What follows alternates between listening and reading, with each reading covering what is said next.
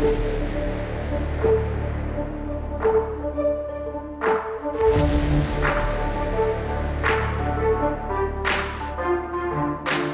we are, week 3 of the Shadowverse Open. Today is North America. Yesterday was Europe, and we just got done with that, so we're going to move forward with the North American competitors. Yes, I'm sir. Randy, your host. This is Exodium joining me again. It's already too much. I already wish you would just go back. You know, I kind of like it here. I think I'm going to stay. Okay. All right. Well, it's over. It's not. No, always glad to have you here. We've got a lot of games to chew through today, a lot of competition. Let's get a recap of how the Shadowverse Open proceeds. We started out with 3 weeks of qualifiers to find the 6 new players that would join the top 6 from Season 2 to make Season 3. And that finished many weeks ago. Yes. And then we also did the Contenders Cup, which is a one-shot tournament of all the Season 3 participants to see who would go to represent North America in Tokyo, Japan for the World Grand Prix tournament at the end of the year. That's going to happen December 21st to 23rd, I believe. Yes. I'll have to double check the dates, but it's at the end of the year. Going to be the biggest Shadowverse tournament and lots of prize money on the line, so that's very exciting. We're now in the Invitational stage where these 12 players are playing in 2 groups of 6 in round-robin gameplay. That means they're split off into those 2 groups and they play everybody else in that group. So it's long, it's very thoughtful play. It's basically the highest level of Shadowverse you're going to see in the West here. And then they are going to move on to the regional finals based on their performance in the group. And that's where they play out to see who's first, second, third, fourth, fifth. The true champions emerge. Yes, the true champions emerge. That's right. North American and European champions will be crowned during the regional finals. So, we're just kind of moving through the group stages, a little over halfway now. Week 3 is that halfway point, but they're not playing for nothing, right? Of course, cash prizes to be won. Let's take a look at what is to be offered for these players. If you're 4th place from your group, either Group A, Group B, you get $250 US, but that ends your journey. If you're top 3 in your group, making the top 6 from the 2 groups, you move on to the regional finals, and that's where the real money is. First place, $6,500 US. Second place, $3,000. Third, $2,500. Fourth, $1,500. And fifth and sixth, $950 US. That's what they have to win just for the Shadowverse Open season. That's right. And then they could potentially earn even more during the World Grand Dip Prix. into that $120,000 cash cow that is the World Grand Prix. Man, I would get all the Shadowverse cards with that push. I'm telling you, man, Aldos as a leader will have if I won that kind of money. I'm waiting for the day where you already have Aldos. Then I want to see what you say after that. You know, then maybe the excitement will drop off a little bit, but I don't think so. I think then it'll just be me playing Dragoncraft every day and being happy all the time. Well, yeah. Can't wait for rotational. Can't wait for rotational right there. Yeah, so there's a lot of matches to go through today. Let's take a look at what we have to offer. Applica and Fantasy are going to start the show. And then we've got Les vs. Ganker, Surge Red versus Bottles, Jay-Z versus Piao, Underwear versus Hackrox, Vetu versus Care Package is going to close things up. And really, really cool. Now, what I'm super interested in is specifically for Red and Bottles, we saw them play against each other in the charity event. Yeah. I really wish they would just bring those decks again. I was really hoping that we were going to see Holy Bowman Kell combo again from Bottles. He called it Tier 0. I think he's already abandoned it. He did. To be fair. Yeah, I think what he really meant to say was I'm just memeing today. But, you know, Tier 0 is a pretty strong statement. Tier 0 meaning 0 numbers of play in the tournament. Sure. Absolutely. That's what that means. So let's get started with the first match. Yes. Applica versus Fantasy. Fantasy has come into Season 3 as kind of a new competitor in the Shadowverse Open, and absolutely terrifying, right? This guy is a monster. He's doing so well. He's consistent. He doesn't make very many mistakes, especially on cam. I can't imagine in his practice games it's much different. But yes, very strong showing so far. And Applica, I mean, had a good showing last week, and is part of Team Disaster and uses resources well. I think he's a very studied and practiced player. Yes. Can he stand up to Fantasy? That's the question in my mind. Well, Fantasy has been known for, of course, Swordcraft. As a matter of fact, today Fantasy did not bring Swordcraft. I think this is one of the first weeks we've seen him without swords. Which is important. Yeah, it's very important to see if he can, utilize a strategy that does not involve his favorite class. So as a general overview, how do you like the archetypes that both these players are bringing? Is there any distinct advantage in one or the other? Yes. So from what I saw, Applica is bringing a triple control lineup. The decks that we're going to see him play today are Nephthys and Ramp Dragon. So for those of you watching today, buckle in. Ramp Dragon is back. PDK is gone. Mid Shadow's back. We're going to see some old format type stuff today. I think NA favors consistency over craziness. But I think that gives him a slight edge over Fantasy because Fantasy is bringing pretty much an all aggro lineup, aggro mid-rangey / lineup. You know what I mean? Feels like the style he likes to play. He does like that style, but I think that gives Applica the slight edge. I think he did his research well this week, and he planned on playing against this style and brought his control lineup to beat it. Let's take a look at one of the decks that helps contribute to that. Nephthys Shadow is a very big archetype that's been around in the game for a very long time, and it's kind of come in and out. Right? Yes. I think there's maybe a period of time where it was maybe one of the strongest that you could play. Yes. And it's still pretty good now, but Shadow is largely dominated by mid-Shadow. Yes, it is. So when we see Nephthys, it's actually quite unique. But let's take a look at it. Tell me a little bit about Nephthys, the card, and it's a little more complex. How does it work? What can we expect to see? Very complex. So Nephthys is a card that you have to build your deck around. What it actually does is an 8-play 0.55 follower. When it comes into play, it will take 4 cards, not named Nephthys, of different costs in your deck and put them into play, and then they die immediately. Of course, what you want to utilize with that is last words, and it also means for deck construction that you have to construct your deck so that you know with consistency what you're going to pull with Nephthys as you play her. So well, let's take a look at the deck and see exactly how he's outfitted today. So outline what some of the possibilities are here for the Nephthys pool.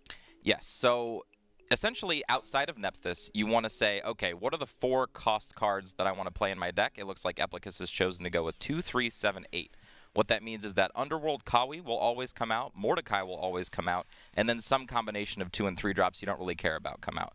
What I find interesting about this list is that he's run away from the Saracen Twilight Queen that we saw at the beginning of the format, and he's gone back to the more consistent 2 and 3 drop plan, just to have a more consistent early game, a little bit more power there, and not really rely on the later drops of Saracen and Twilight Queen.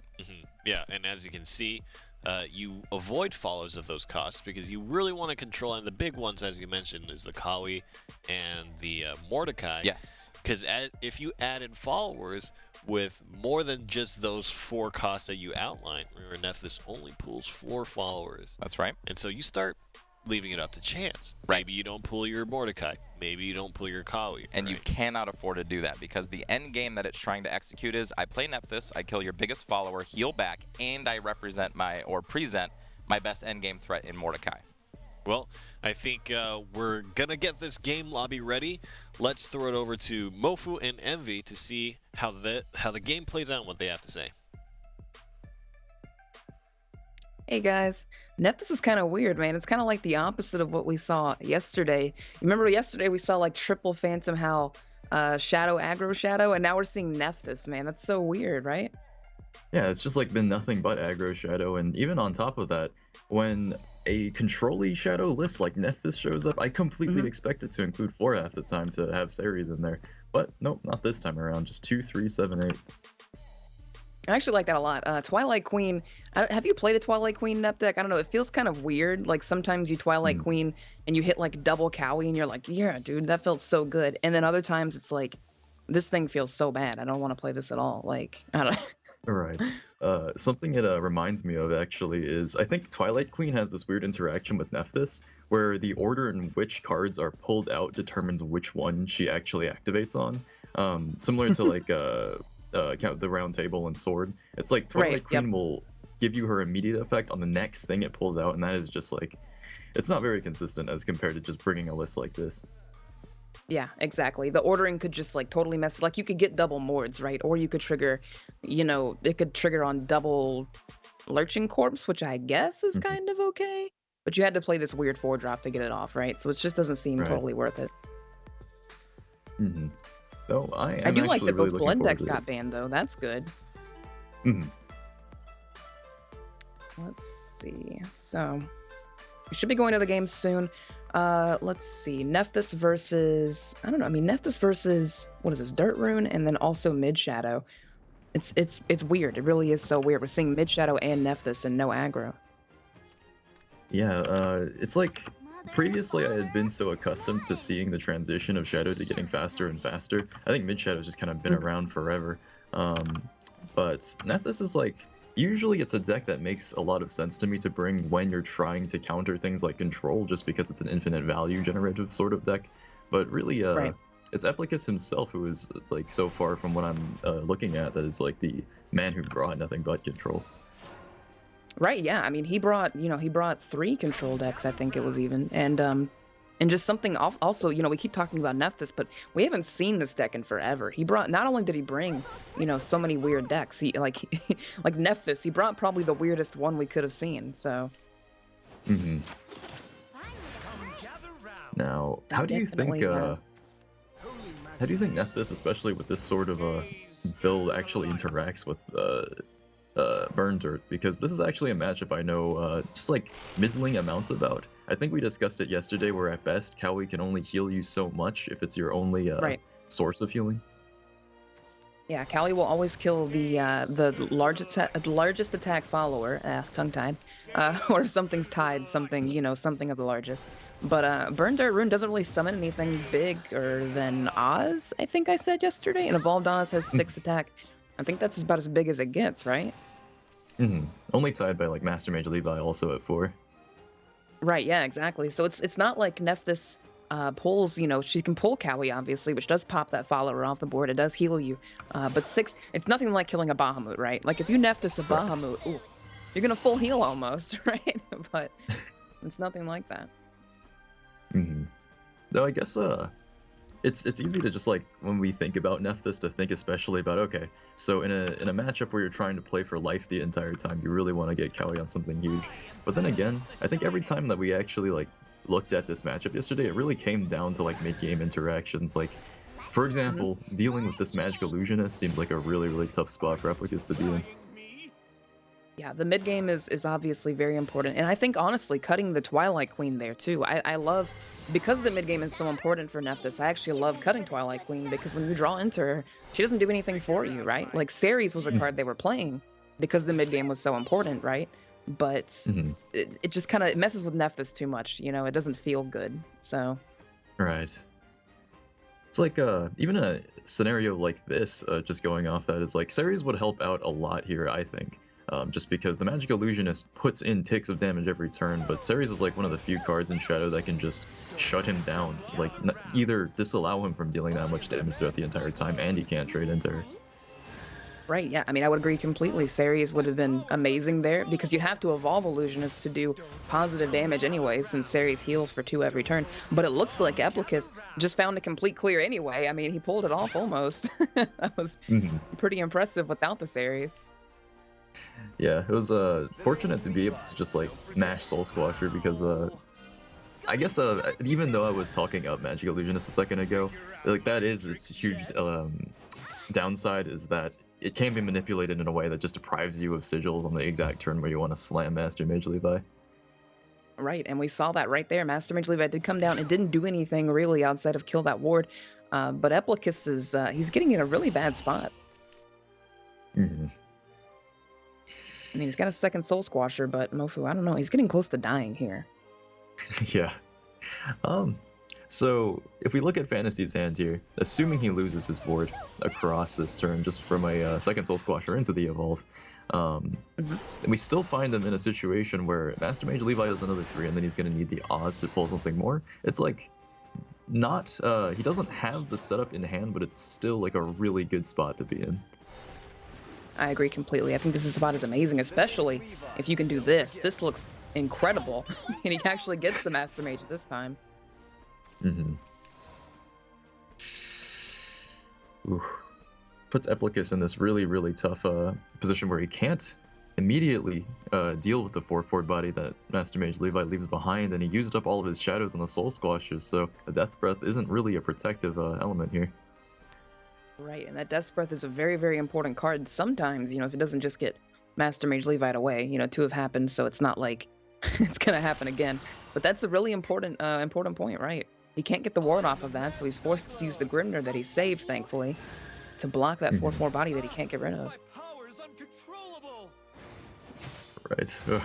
I don't know though. With Wizardess of Oz coming in, it's very, very easy. Oh no! Oh. Scratch that. Always lucky. It's easy to just kind of like accredit it always to Oz whenever Burn Dirt's just about to get it in there, but at the same time, Halo Golem exists. Halo Golem is a really good card to draw when your opponent has a 3 life, and that was just unfortunate. A Burn Dirt rune is so strong, right? I think we've like only seen it win, or at least there's right? been a couple it feels of exceptions. That way. It does feel that way. Yeah. Or like I'm probably biased just because when we watched Suzzoni just chuck like a triple demonic strike off of it into a win yesterday, I'm just like nothing can beat this probably. Yeah, It's been like my impressions. It wasn't even. It was 4 of them. Remember, he did 4 because he had the Crimson Sorcery as well. So. So this is actually traditional Saha ramp. Where we've cut the PDKs. We're back into Saha ramp, and now we're against mid shadow this time. Saha ramp. Mofu, talk to me about PDK. I'm a very vocal anti-PDKer. You know, I run the anti-PDK club, right? What do you think of PDK? In order to like keep my opinion clean in front of someone who like leads the anti-PDK club, I think it's still actually kind of okay. But I am noticing this huge trend where like players have mostly cut it. Like we saw it a couple times, or was it just once yesterday? And we also saw it fail yesterday. Ever since Prime Dragon Keeper got increased to a 4-cost card, which didn't seem like that alone would be this huge sweeping change that would just cut it from everyone's decks. I think what really started to position it out of like tournament play was just that it's difficult once you hit overflow to play a 4-cost card and then also play like a decent series of other cards and get its effect activated enough times to come back into the game. And so it doesn't really surprise me that just we see Saha ramp now, you know? They just cut it from the list entirely.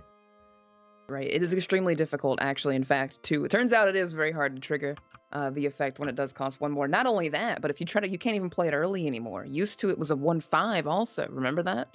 It's a 1/3 now, so you can't play it early against aggro. It's not a good card to just play. It's not this toolbox, you know, juggernaut that it was before against everything. Yeah. A way you actually described it before, like, completely, like, opened my eyes to it, where back when it did cost 1/5 and you tried to, like, evaluate just what you got out of the card, was like, I remember you said the rest of the effect is being weighed as 0 cost because its stat line was already, like, passing the vanilla test by, like, pretty decent amount. But right. now I to guess, explain that a little bit, the vanilla test is every play point in Shadowverse is worth 2 stats. So Belinus, a 2 play point 2/2. That's 4 stats you'd expect because he costs 2. So the effect of his last words is 0. His 1 damage effectively costs nothing. And the old Prime Dragon Keeper, who was a 3 play point 1/5, had 6 stats. So the entire text box was realistically free, basically.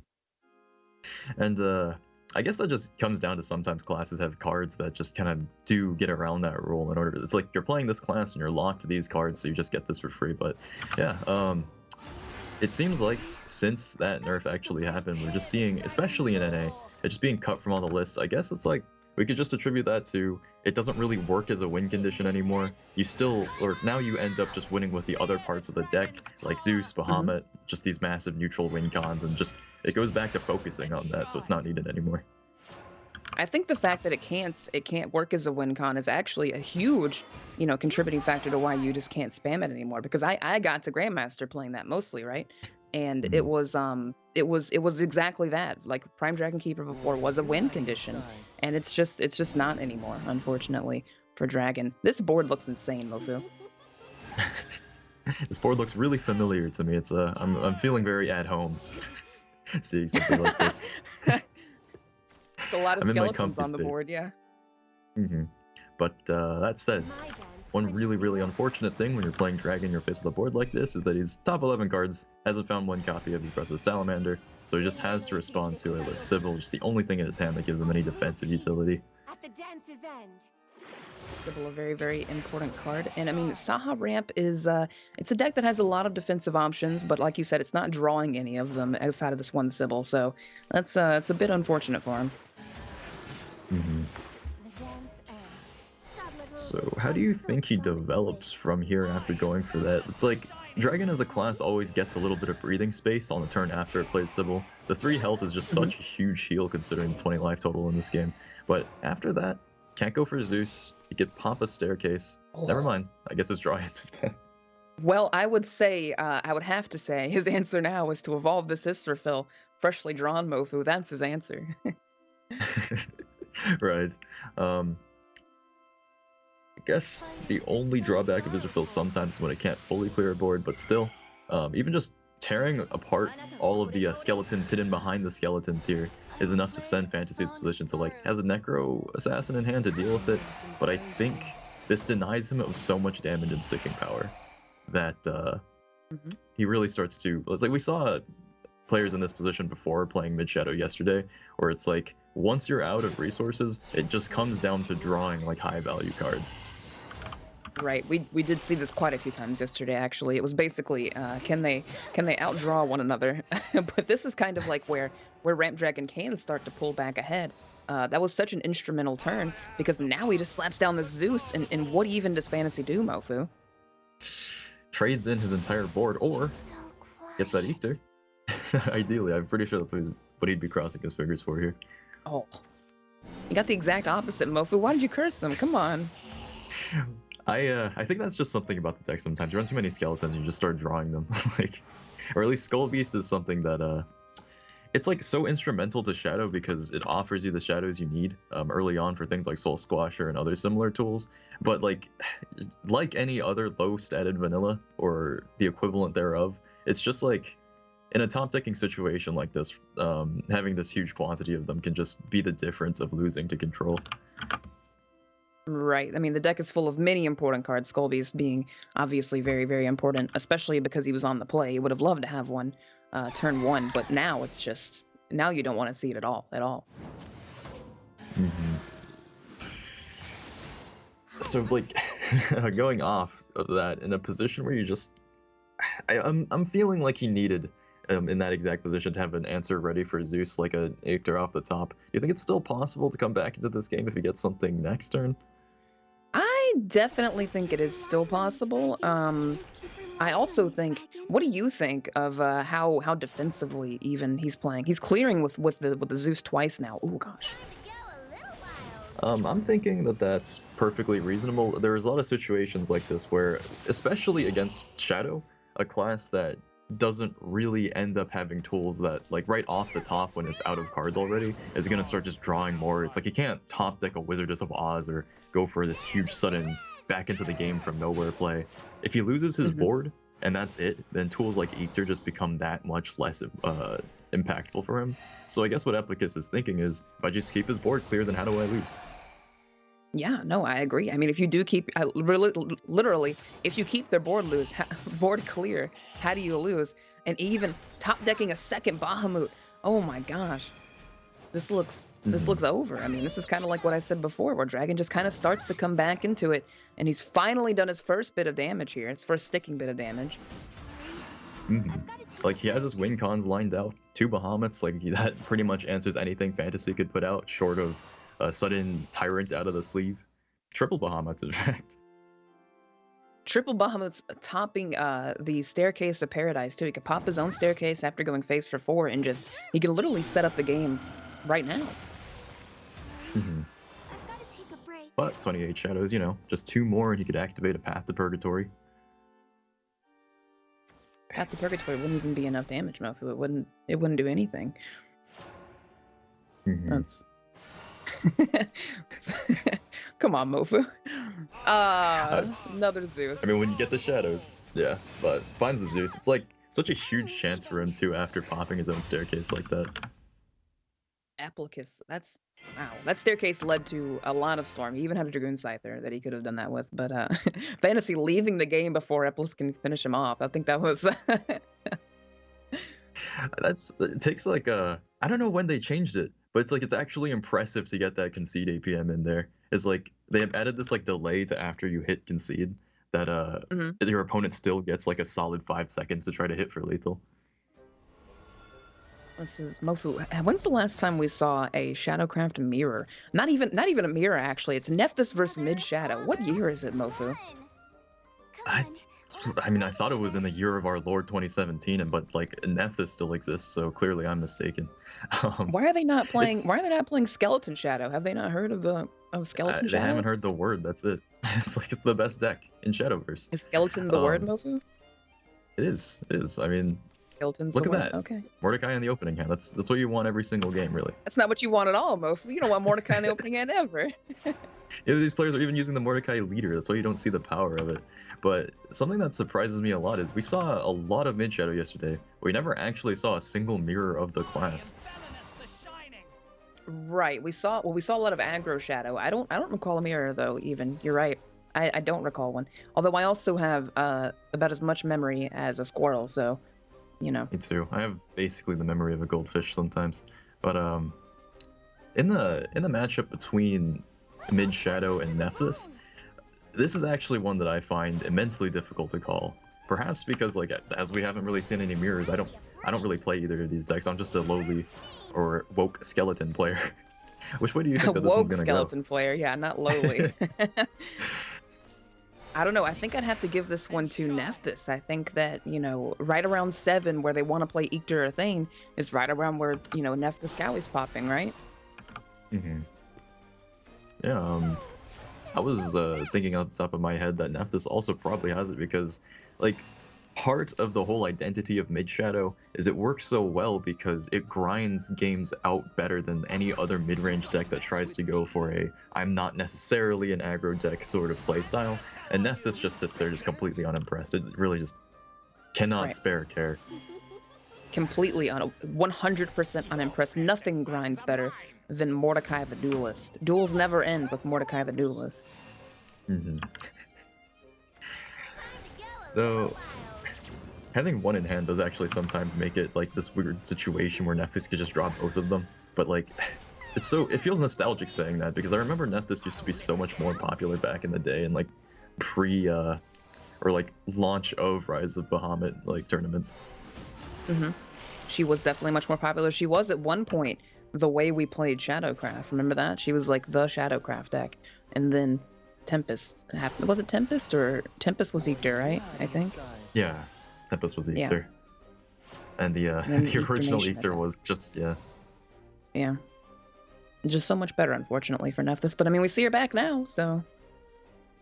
Mm-hmm. So there's a card in Applica's hand, which I've been staring at this entire time, specifically because I like the animated art of it a lot. How do you actually feel about running Test of Strength in this? I think this is the first time I've even seen the card attempted in a list like this. I think I've seen it before, and I think it is fairly actually common at the moment to play Test of Strength with Dark Alice, who is essentially a Mordecai, so it makes sense, right? Mm-hmm. And that I like how you mentioned it. We get an early usage of it here. It's going to give wards all these skeletons. That's pretty neat. yeah. What I like is, I guess we can't really see it because it's a little bit... I can kind of see it if I squint, but the demon's jaw is like shaking vigorously in that art. Yeah. But That art is yeah, really good. Mhm. Part of the idea I have of Test of Strength is like, at least in the case of Dark Alice, it tears apart all the Shadowcraft cards in your deck, just tosses them into the ocean off the boat, and then after that point, you're guaranteed basically to draw into your copies of Test of Strength and Prince of Darkness. And a deck like this, though, I think Applica has just popped in one of them as just like a backup plan. Doesn't even really save it for Mordecai or anything. Right. I think honestly he was trying to bait him into flooding the board right there. You know, like why even save this Test of Strength if I can get him to flood into this Foul Tempest, which was just massive right there. That was Yeah. insane. Is using Test of Strength to bait the opponent into flooding? Like that's the first time I've actually seen it now that you mention it. Is that what you would do if your opponent just suddenly slammed like the arm wrestling amulet on you? I mean, how could they pass up summoning a bunch of zombies, Mofu?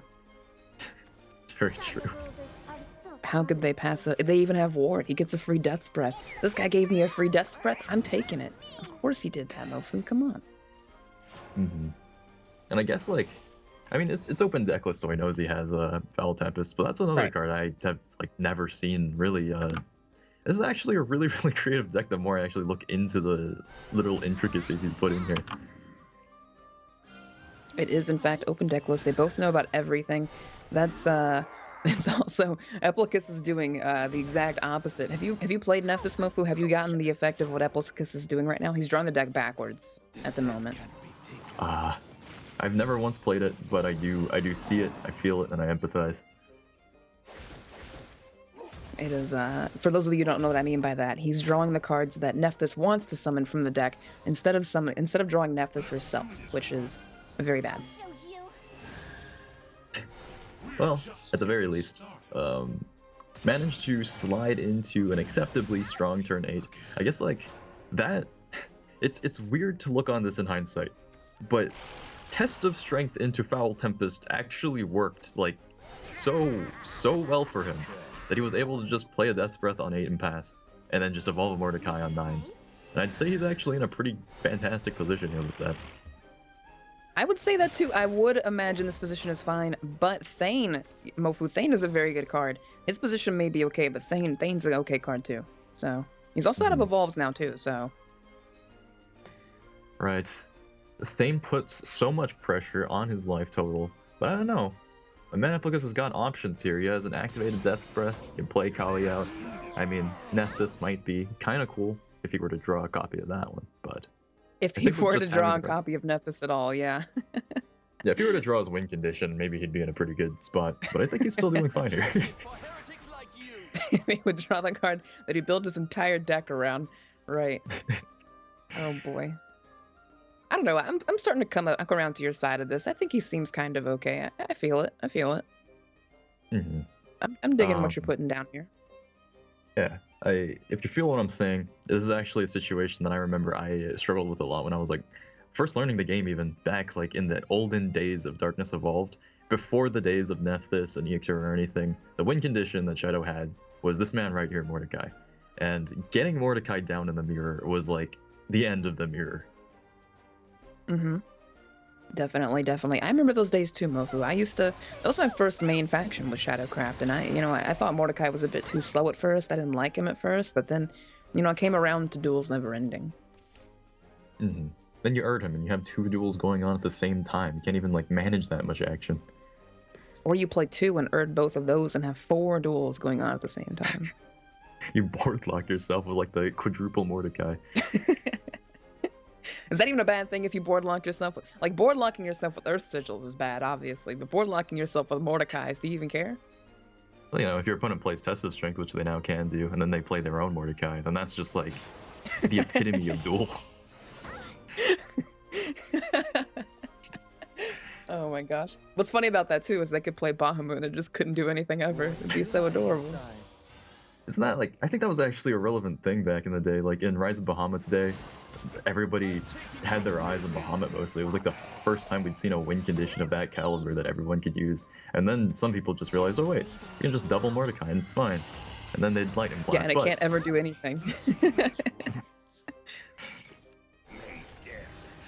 Quite the adorable card. Fantasy going really wide this turn. Oh boy. Mofu, what do you think Fantasy's chances are of actually finishing this game out? At a glance, I mean, these turns are strong turns. Like, he's gotten onto the board, and really it just comes down to whether this Ictor has a board at the end that he can actually slam face. But I'm thinking the main thing that's going to bite Fantasy in the back here is just that Applica still has, or at least he actually just drew a copy of Kawi, but he also had a Death's Breath in hand. He has ways to protect himself from any of the bonus damage that Ictor could be throwing in here. So I think, despite his very low life total, he has ways out of this. Right, I agree completely, especially now that, the white is off the board. The white was chipping Eplicus down pretty hard, but that Death's Breath, like you mentioned, is just going to come down and put 9 effective health on the board, and I agree. I don't really think, even with Ictor, that this is that big of a deal. Yeah. So let's count this out here.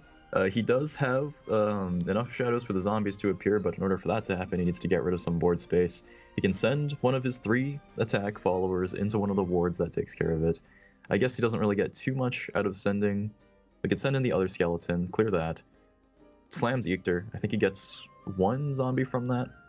Then the zombie slash skeleton can hit the 3rd one. Is that... I'm like playing leapfrog with my own brain here, but that...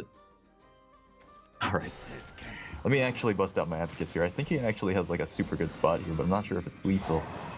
I think the easiest way to do it would be 3 defenders on board, 3 attackers plus 1 extra. You have to kill the 3 defenders, and you only have 3 attackers on the board at once, so he can get in for 5. But so I agree, he's in a great spot. I do agree with that. But the quick thing there was that three wards were blocking 3 followers, so he couldn't actually get in for more than 1 follower. So.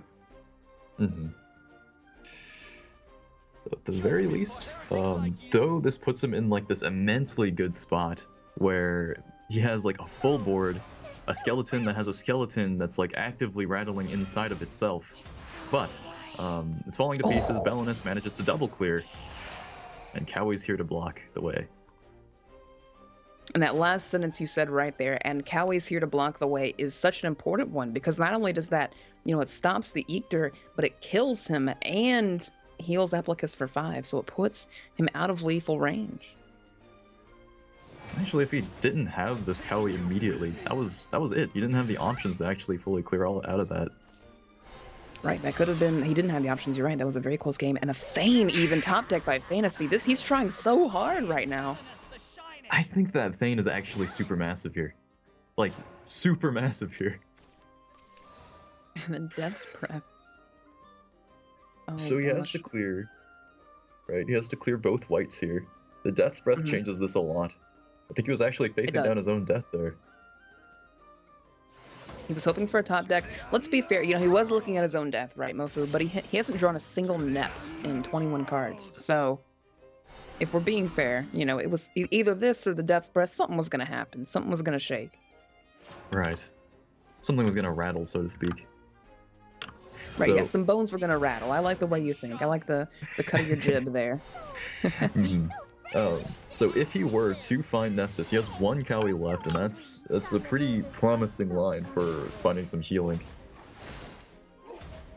He's still working this through. It's not only a promising line, it's a guaranteed line. I'm 90% sure he doesn't have any other 7-drops, but he's still not drawing it, Mofu. Oh my gosh. Still not finding it. Like, Little Soul Squasher, I have made my opinion upon this card clear, I think, over the past, and that this is like just one of the most fantastic cards Shadow's ever been given. But in a situation like this, where you're deep into the late game, in a Shadow Mirror, it's really just a fighter. That doesn't actually have an effect, because your opponent's not evolving anymore. It is, they're exactly. Not anymore, Mofu. Yeah, not anymore. Oh, they finally stopped. They finally cut it out. They finally cut it out. But I mean, 2 Mordekais. Can they keep cutting it out against 2 Mordekais? Oh no! I didn't even know that he still played Grimnir, actually. We saw him use a Grimnir before, actually, but like this, he plays 3 of them. So the situation we're looking at right now is a situation that he probably just is actually completely planning for. Is that he wants a 3-cost card that he can throw out some copies of early.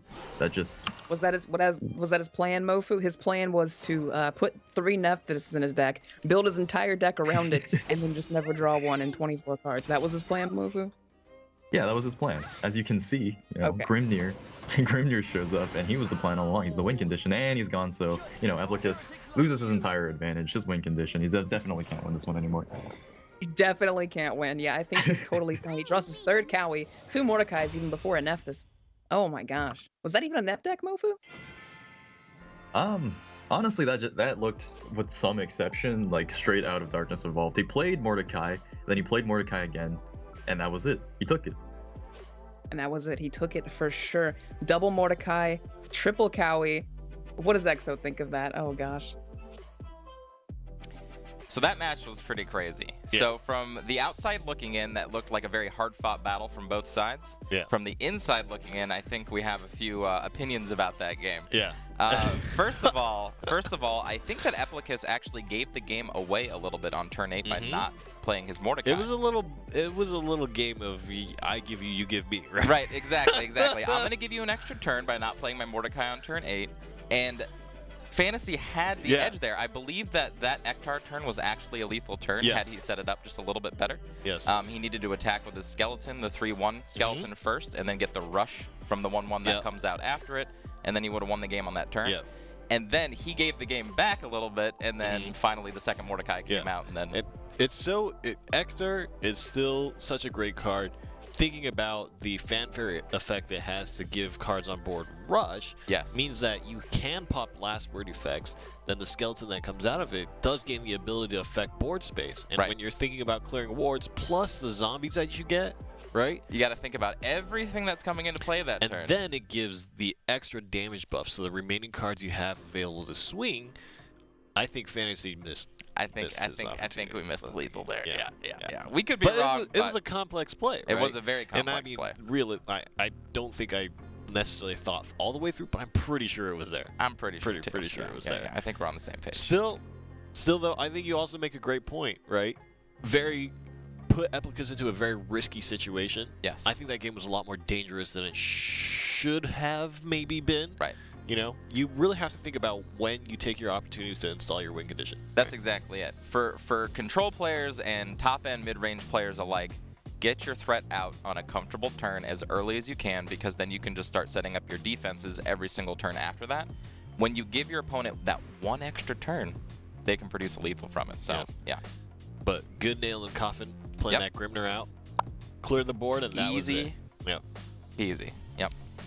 Let's get an update for the scoreline here. And here is Group A and Group B. Applicus goes up to 3-0, playing fantastically. Disastrous Applicus there. Leading up Group A, Fantasy takes his first loss, actually. So 2-1 here. And then Mana Surge Red is 1-1, Less is 1-1. Bottles and Ganker are at the bottom at 0 and 2. And it's going to be interesting to see how Group A ends up. Still, Applicus has the opportunity to be undefeated. And, you know, 2 other people in North America on the other group that have that possibility. But we'll see. We'll see how that plays out. So I really like that game. You know, we talked a little bit about Nephthys and Mid Shadow and their interactions and what's going to happen. And I do think that it is a good choice, but evidently from this game, you know, still very important decisions. It's still to be volatile. made. Exactly. And I think Applicus made just a really good choice. I mean, he targeted out what it seems like Mid Shadow today with his deck choices. Ramp Dragon and Nep Shadow, very good against Mid Shadow. Finally got And that he lineup. tapped his Ramp Dragon as well. You were talking about a lot Con of the flags, removal. yeah, things like that. Board wipes, just so you can have that consistent just wipe against Shadow every single turn after turn, just to push it home. You have to deal with the last words, and being able to deal with it before it gets really dangerous is super important. Absolutely. So, great match. We're gonna move on to Lest versus Ganker. Ooh. Man, this is a match Yes, for it sure. is. Ganker not having the best run yet, but 0-2 is not out of the running at all. Right. You can absolutely. still come back and make a 3-2 scoreline. Lest is 1-1 right now, and so both of these players not necessarily having the dream run here, but we'll see how that changes at the end of this match. We've got Rune Shadow versus Blood Shadow with Dragon being banned on both sides. What are the archetypes being run here? What do you think, Exo? Yeah, I think that this is going to be a very close match with a very slight edge in it.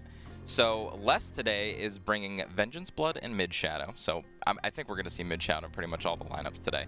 Vengeance Blood might be his downfall today, only because his opponent is, and what he let run through, is Dirt Rune. We've seen how effective Dirt Rune can be against Mid Shadow and against Vengeance Blood specifically, because they can't use their mechanic very well. And, of course, Mid Shadow. So we're going to see a little bit of a mirror, but then I think Vengeance Blood is a little bit undertuned against Dirt Rune, and that's kind of how the match is going to flow. Let's take a look at the mirror here. One of the decks that I want to feature is Lest's Shadowcraft deck. And we're going to talk about a card that I think is, again, a little more complex. Let's talk about Odal. Yes. Right? So this card is kind of, you know, there's a lot going on, right? So talk to us a little bit about Odal and how it operates. Well, first and foremost, you're going to see Odile peek her head out into Mid Shadow when Mid Shadow becomes the de facto best deck again, and that's kind of where it is right now, at least in the NA's minds. Odile is back, that means Mid Shadow's back, and this is a good mirror counter. Reason being, she's a 6 play point follower. When she comes into play, she'll summon the Odet, which is the life-gaining half of her for your opponent, while also evolving herself. And at the end of the turn, dealing 2 damage to all of your opponent's followers and the enemy leader. And you can use that evolved form to then take out the Odet immediately, basically nullifying the bad effect from it. So very potent against Mid Shadow because of the board states. And when we take a look at the deck in full here for Lest, very interesting to look at include the one of a Phantom House Cerberus, which is super important and in contention right now, whether you include those or not. But I do think in the mirror matchup, it's just so nice to have that damage from hand, which I think is important. As board-centric as Shadow is, if you have just some ability in there to just close the game out and not have to deal with that trading back and forth, I think that's a really good boon to have. Other than that, it looks, you know, we've seen mid-Shadow lists. This is about as...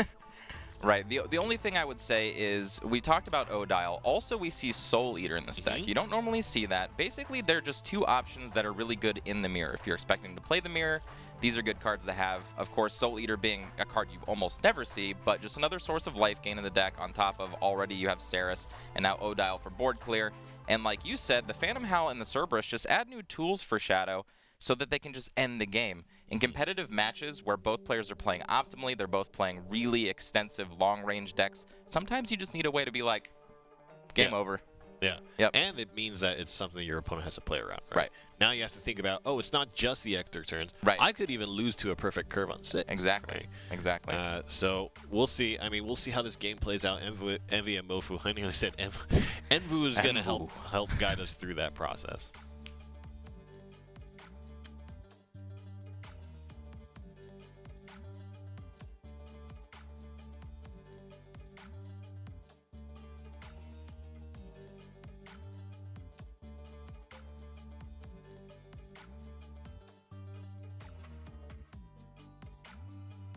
Right, so I guess we're going to move on. I'm really excited to see Les' list here. I see he's got my boy Alucard in his blood list. He's got, I think he named his 3 decks no aggro allowed. So I guess that's the theme he's going for here. He's just completely expected to run into a triple of that.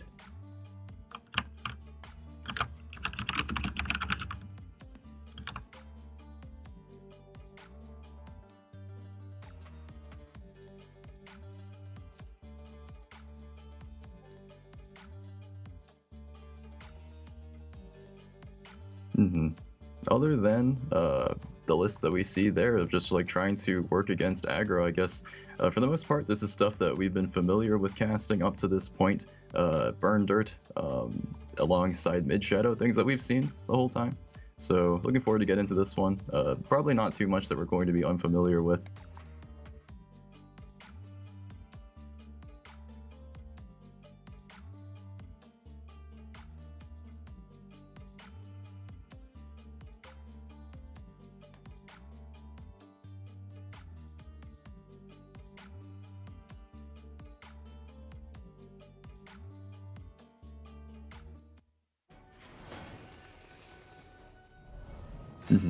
It seems that we're actually having some difficulties hearing Envy here.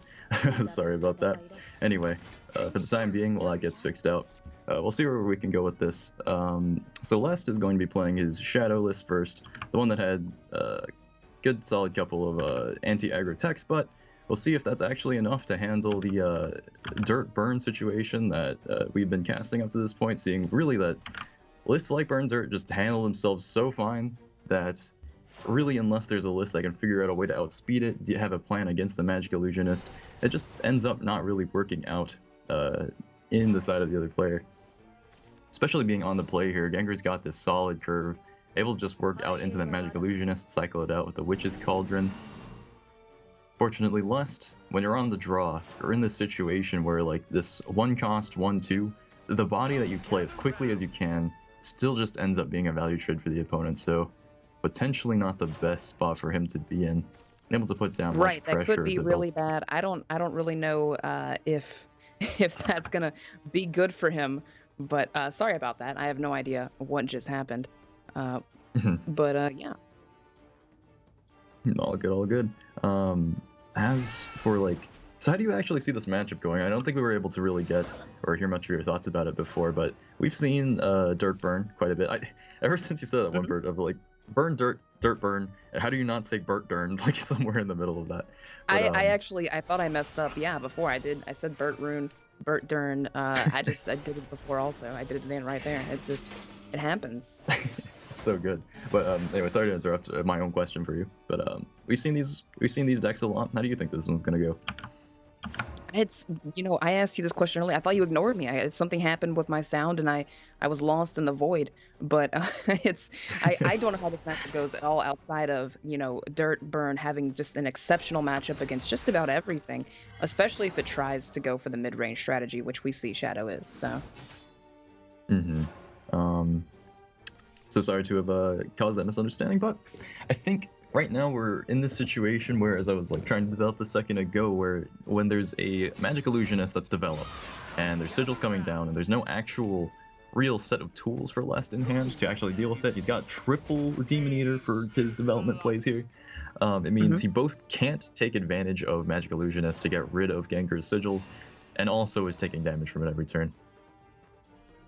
Right, just like you said, the illusionist is very difficult to get rid of for just about everybody. I mean, Haven could banish it, but that's not. Actually, Waroon could as well, but that's not in Shadow at all. So he's gonna have to deal with that as being a consistent thing, And then once Ether comes down, it's what do you even do though?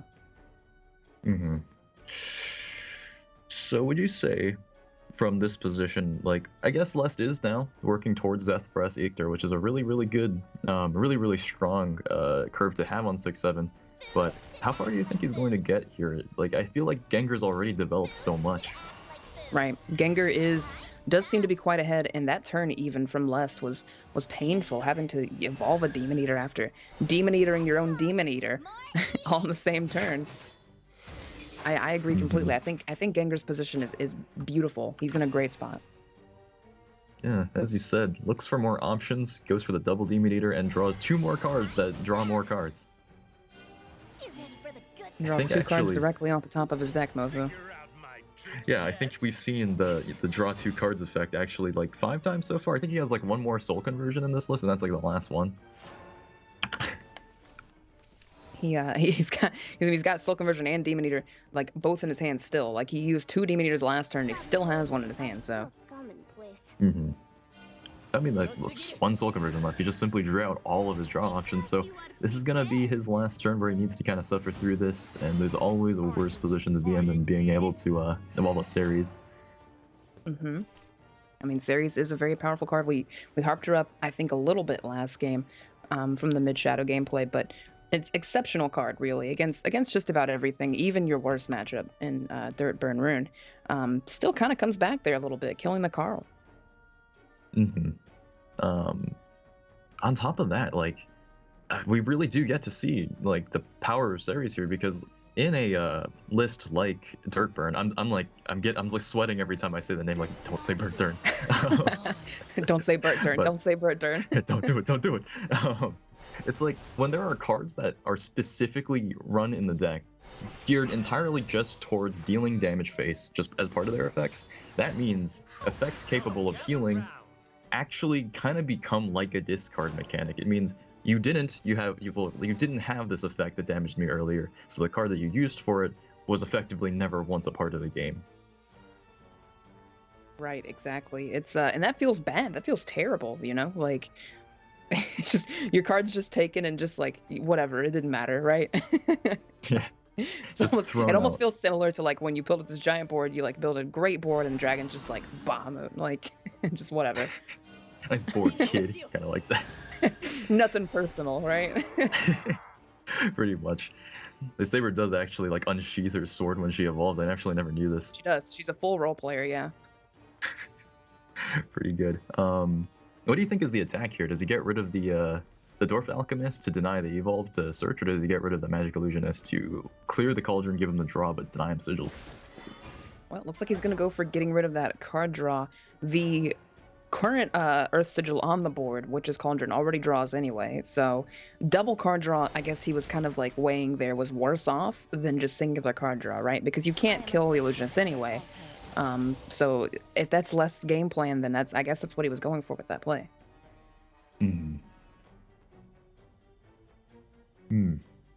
Still, getting rid of the Dwarf Alchemist might not have mattered too much, as Ganker just gets to refill his entire hand with an Oz. He left open 1 play point in order to keep any potential spells out, but how do you feel about these situations where you play an Oz and you just draw 3 cards, you got double Levi in it, you didn't actually get any spells, but isn't that still a pretty incredible Oz? Yeah, I think honestly that is a great Oz.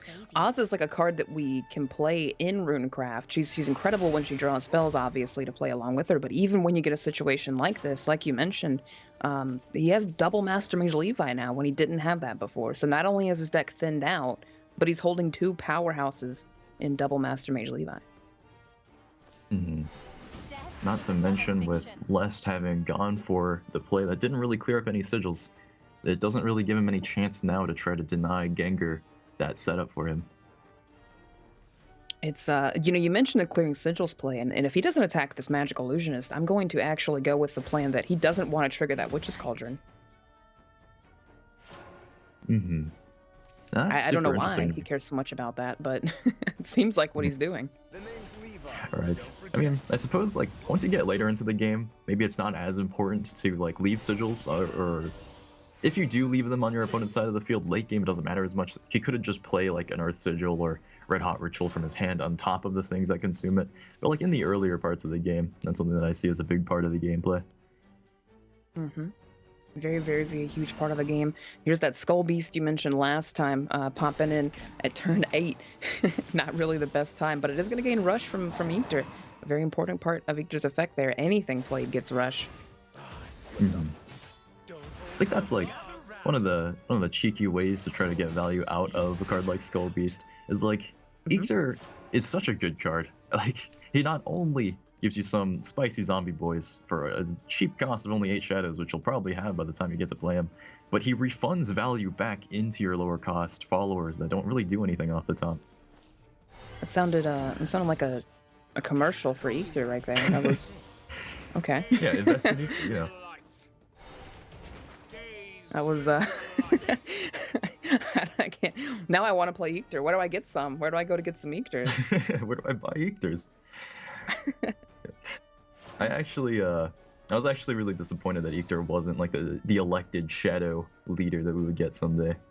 But get back to the game. It's like, even though Ictor is such a good card, as I've lined out the very specific economical reasons why Ictor's strong right now, it's probably not going to be enough. It just doesn't really get Less back into this game. It is. It looks very difficult to get back into this game. I mean, it's sad to see this happen, but Mofu, it's one of your worst matchups. What can you expect, right? Like, it's a matchup that you're gonna get Master Mage Levi'd in, right? Like, it's gonna happen, So there's some inevitability to the Levi pop-in. Yeah, there's something you go into this accepting that it's probably gonna happen. We finally see Odile drawn. There's that spicy Odile, but it feels bad. It does. Yeah, it kind of feels like you're playing Levi, but it's not Levi. So what are you doing? Exactly. Yeah, it's a lot like Levi, but it isn't Levi. It's a very good comparison. Yeah. It's literally Levi, but not Levi. One defense. Mm-hmm. But after seeing that game, I'm actually starting to just develop the suspicion. In the time that we've been casting, we've seen Dirtburn so many times. Have we seen it lose? Surely at least once, but it's not in my memory now. I think we have seen it lose. It had to have happened at least once. I agree. But I mean, now we're gonna see mid shadow versus mid shadow. Probably. I mean, it's. Were you looking forward to this matchup, Mofu? I don't know if you're looking forward to this matchup. Are you? I don't know what to say, because like today is really the day that we've seen the shadow mirrors. It's something that I feel like I've always seen it and compared it and how well it does against control or other aggro decks. But in the mirror, how does this work out? I'm not exactly a mid-range shadow player, so to speak. I'm not exactly a mid-range shadow main myself either. I mean, I think I remember Exo mentioning, if he didn't, I'm sorry, that Odile's great in the mirror. So is Ceres though. So. Mm-hmm. Where we're going to really see the differences happen is I believe Gengar's list is a lot more aggressive. It's got like its win conditions lined out with the Cerberus. And like 1 copy of Phantom Hell, whereas I think Last's version's on the more defense. Well, I say that, but then I actually pop it open and I notice it's like kind of the same. He also got 1 copy of Phantom Hell and Cerberus. Is that like, that's something you see a lot in this list? I'm like, Well, I I'm don't think thinking it was about it. something we saw a lot before. I think EXO's trying to take full credit for this one. He'll probably do it when we throw him back later. But the one-of copy of Phantom Hell, he's been harping people forever to play this thing. And I mean, I kind of agree. It's a really strong card. I like that it's making it into a lot of lists. Mm-hmm. I mean, the only other real card that Shadows had for this longest time, I already hyped him up a second ago. The Eater is like a huge push of damage, but it requires a board to be already developed. And if you're in the Right. like exact opposite situation where you don't have a board at all, then that's where Phantom Howl shines. And having options like that can just be so huge for this class. Those options are indeed paramount in winning. He almost had, it's a very, when you see double cards next to each other, you just really hope that it becomes symmetrical in their hand. I don't know, it's like something I think about, but Me too, actually. it just didn't, it never happens. Yeah. I mean, before a trade happens here, if a trade happens, he has a symmetrical board. Oh, stay symmetrical. Easy. Easy, yeah, every time. And I mean, you know, why do you think they are doing that, Mofu? Why do you think even Lest having gone first, why do you think he's also trading for the board? I say that trading for the board there is just a matter of, or if Lest was actually going for it too, then I think it's like both players are aware that the other could get this huge lead if they just so much as have anything left over for Prince Catacomb. And so the early game really just becomes a matter of wanting desperately to just keep the opponent's value from that card, which only Ganker has drawn, but still, as low as possible. Because how does Shadow really deal with that? Like, neither of these lists, I think, goes as far as Applica as to play things like Foul Tempest. Mm-hmm. Yeah, none of them are playing Foul Tempest. None of them are playing, you know, wide range options. They're not playing, if they're not playing Foul Tempest, they're not playing Angelic Barrage, right? Obviously. They only really have a way to kill things singularly, or through Zombie Party. So,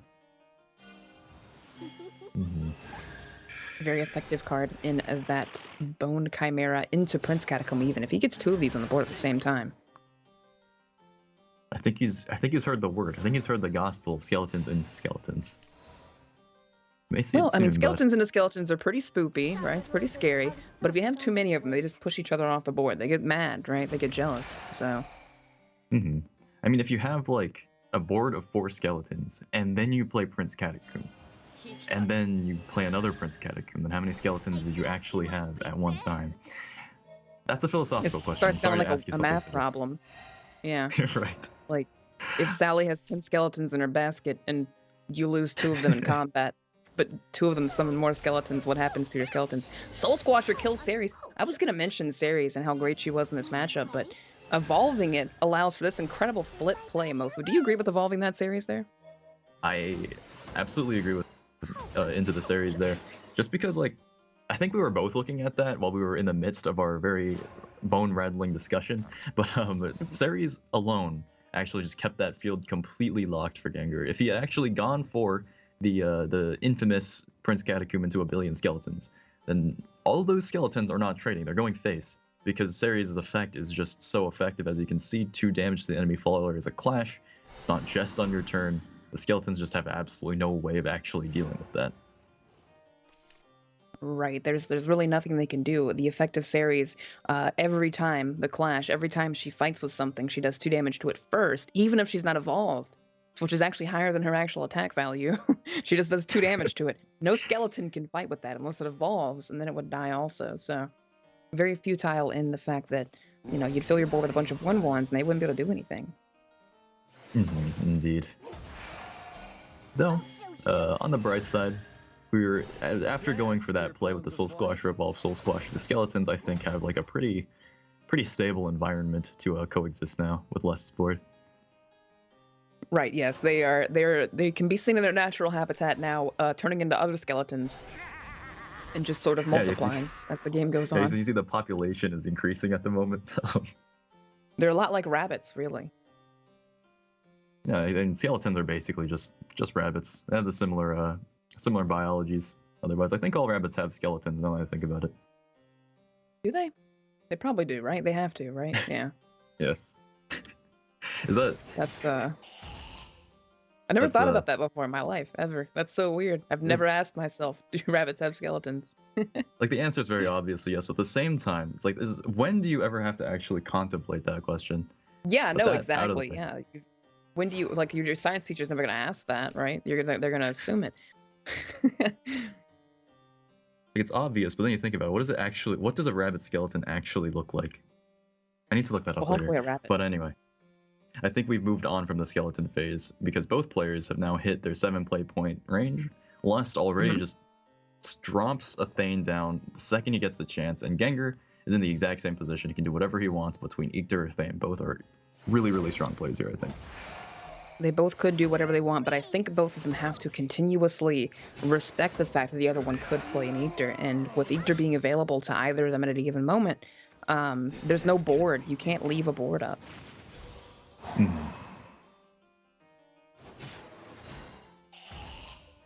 Doing And exactly this as is you actually said. interesting. Ooh. Wow. That ordering, that was almost, I don't know whether to call that beautiful or whether to call that different, but that was Ballet. very interesting. I liked that. Yeah, ballet is a good one. I like that a lot. For anyone who might have missed the brilliance of there, I was actually just entranced in watching that too. Ganker remembered that his Bone Chimera had been affected by the Prince Catacomb earlier, so it was not stitched together from 2 skeletons, but 3. And so he ordered that in just the right way, where he wouldn't miss one of them amidst playing Ikter that turn. Right. He almost shoved one out of the ballroom thing, courtroom that we're in. I don't even know where we are right now, but he almost shoved one out, but he kept them all inside the room, and I like it. He colored inside the lines. It's a good order. Yeah. It was a perfect kind of line of play. And now that you mentioned that, I know this is like Swordcraft's like themed area, but I've never noticed how out of place that knight looks. He's standing in front of the throne, but what is he doing? Who is he?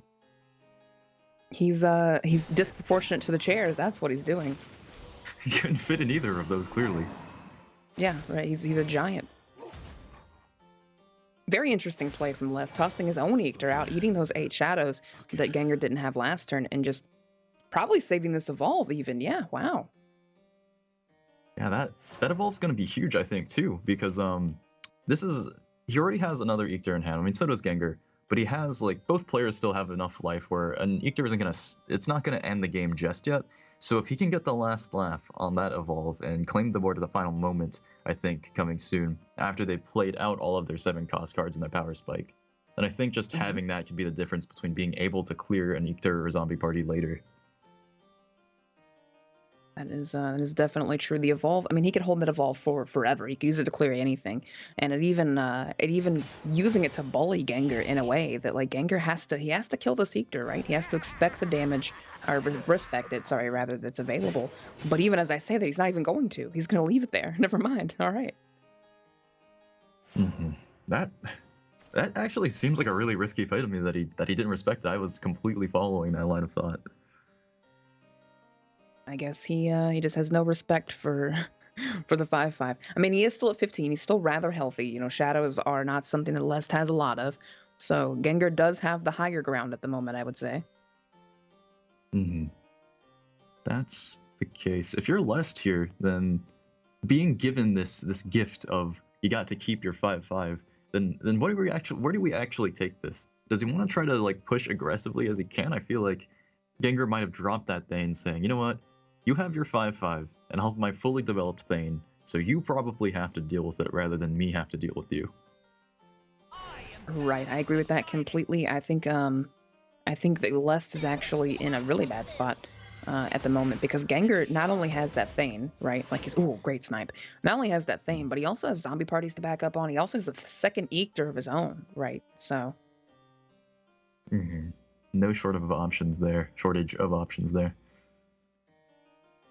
As I say that, though, Lest did just top deck a Dark Blade Fiend, which he could finally evolve. This could be a pretty good turning point. Killing never gets boring. Indeed.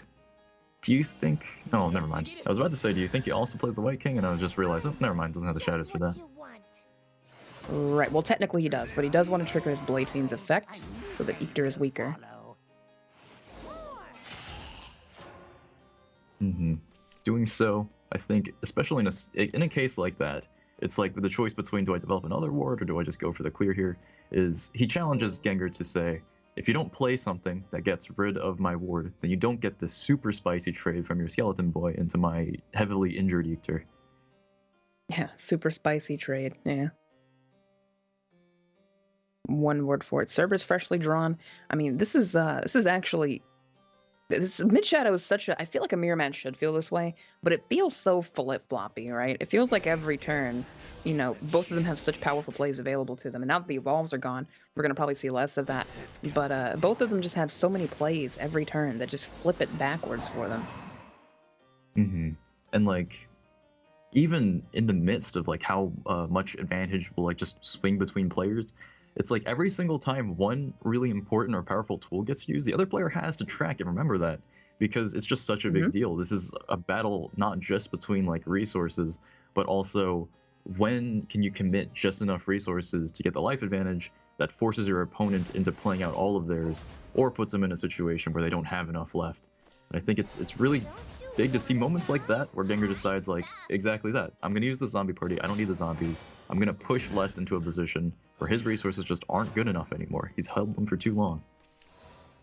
Right, exactly. I mean, we see exactly what you're saying right there in Gengar's option to exhaust the zombie party to save the White King instead of throwing it into something, even passing up on 3-face damage, realizing that's not as important as what you were mentioning, and just kind of like trying to grind Lest out of the game, which I think when you're low on cards, I think you kind of have to go for as much value as you can, right?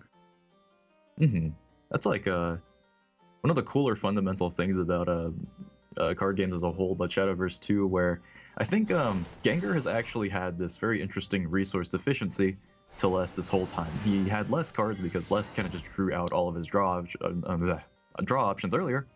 And then we saw Ganker actually had this huge advantage in shadows, and a very, very slight, I think, advantage in life earlier.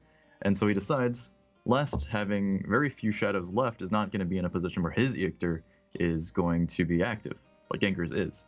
And so he uses the zombies to claim the board right there, and then toss the zombie party instead.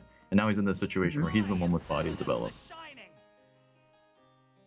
Exactly. And I mean, it's just like that constant struggle of just, I have the high ground. No, I have the high ground. I have it now. It's just, it's so back and forth. And I don't know. I love it. I love it. I do. But sometimes I also wish that one of them would get a little bit of damage in, Right. I guess, actually, Envy, what's your opinion on, like, how do you define interaction, actually, in card games? It's like a term that's used all the time, but no one actually... Oh my gosh, that's a very off the beaten question. I mean, I think if we take the literal definition of interaction and, when two players are forced to interact with each other, right? As in, you play a dude and I play a thing that kills your dude, right? You have the chance to interact with your opponent in that sense, or in other card games, there are different ways to do it. I think in Shadowverse, interaction comes down to basically board. When we've seen it the most this game, probably of any game, taking into consideration what your opponent can do every turn. If you were to pass the turn right now, could Eictor come down and kill me, right? Like if these 2/2s were on the board still with that skeleton, could I die, right? And taking that into consideration and then forcing your followers to interact with their followers is the beauty of interaction in Shadowverse, I think. The reason I asked the question is just because, like, it hit me as you said that, like, until that turn that Ganker just had, which I think was the first time he really got the chance to, these players really did just kind of spend the past many turns just trading into each other, just never wanting the other to have board. And I think that's one of those things about Shadowverse where what a lot of people tend to define as interaction in this game, I think actually comes down to huge amounts of follower combat, because it's one of the main ways that this game pushes for you to be able to answer your opponent's threats. I agree completely. I mean, who doesn't want giant follower battles even at that point too? The game has such cool attack animations. Like, I'm just that's always my favorite part to watch, actually. They are definitely great animations. As we talked about all of that, though, Lest finally, I think this is finally the last turn after a full clear that Lest will have a significant enough advantage to finally end a game, I think. Maybe. That is possible. I think, well, I mean, if you were Ganker, what would you do, Mofu? Right there, the zombie party was something I was eyeing as, like, the main thing that he wants. Though I wasn't really, like, sure what he would do next, but... You could pray that... Oh! You could pray. I was about to say Lurching Corpse hits something good, too, and that swings him back. But... doesn't seem quite good enough. That was definitely the lower option, the lower end of what he wanted. 66% chance to get something good, 33% to get something bad, and Ganker hits the bad. He's got some 2-2s on the board, though. He's not completely dead this turn. Mm-hmm. Well, I think that Lurching Corpse was actually such a big deal the more that I reevaluate this position. I am very surprised that Lest traded that Eater, actually.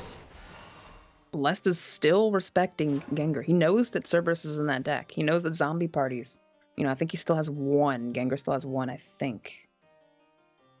But I mean, respecting his options is something you gotta have to do. He's playing the same cards as you, Mofu. As me. That's me. But yeah, right. Hypothetically, I think maybe a big part of that trade is that he respects. Maybe even just I've lost track. It's easy to lose track of how many Eaches have been played from each player when both of them just run 3. But I'm thinking part of that is he really wants this White King to just stick at 5 defense, because in that position, an Eater or most of the 4 damage tools that Shadow has just aren't going to get past it. As you can see, he had to commit his whole Cerberus pieces just into that ward. Mm-hmm. Committing the entire thing, and I think finally, after this large commitment of resources, this Death Breath, or this Phantom Howl rather, he could just use it defensively, clear the board here, and then. Mm-hmm. That's one possibility. There's a couple lines here. You could use it defensively because he is being threatened for just 2 off. I would never trust that. Never. At least personally. That's not especially when your opponent. I mean, you have open deck lists, but I don't know. Shadow can do some cheeky stuff, right? I would never respect that either. Mm-hmm. Looks like he's gonna go for what we were describing. He's able to clear out the Cerberus here. Was he gonna send that Eater into the Skull Beast? And that one I think is a little bit of a stretch.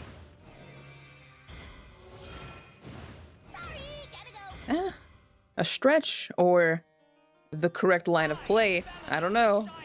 Okay, it's a stretch. That's good. Okay. Seems like it. So even Eater or something like that wouldn't do it.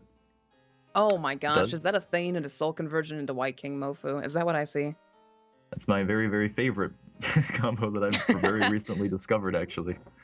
Oh my gosh, Ganker. That is a disgusting top deck. That's going to slow the game down for Lest. Probably even just make it impossible to win, actually. I am very terrified.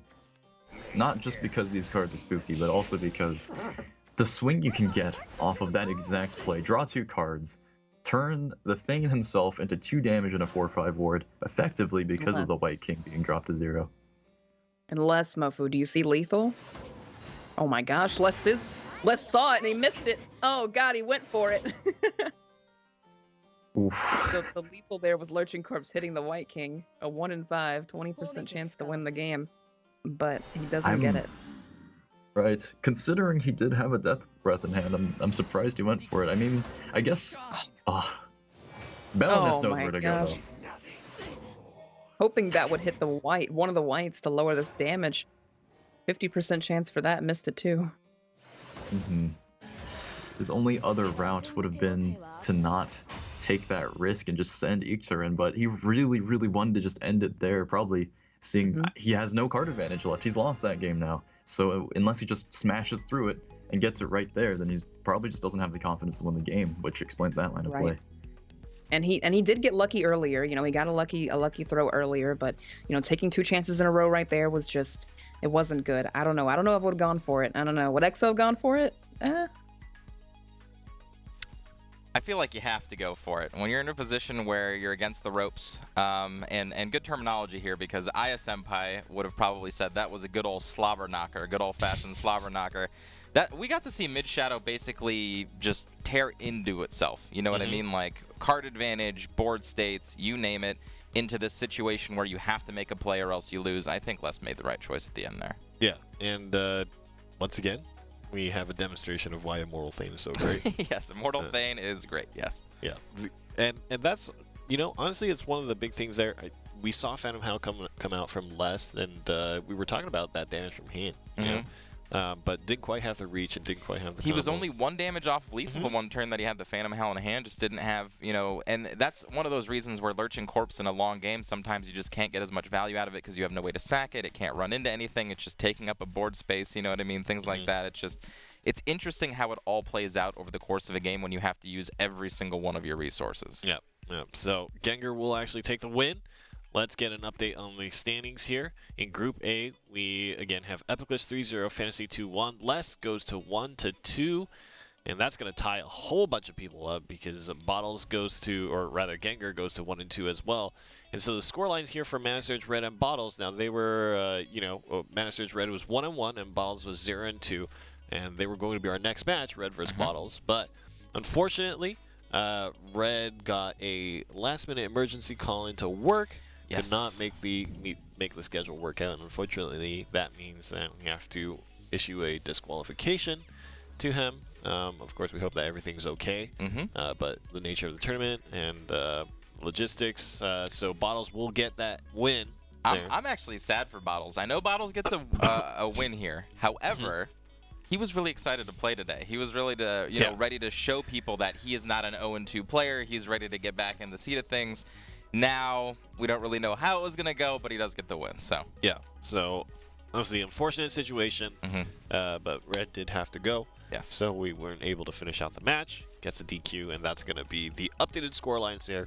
A bunch of people tied 1 and 2 at the bottom of the That group. is a crazy looking score line. Yeah. Yeah, a lot of things need to change for the weeks going forward for these players to really prove themselves. And, you know, it's top 3, right? So 2 front runners, right? We've got Applica, and then we've got Fantasy, and then the 4 rest of the people in the group are just having to fight out for that last spot. That's right. Any of them could make it in.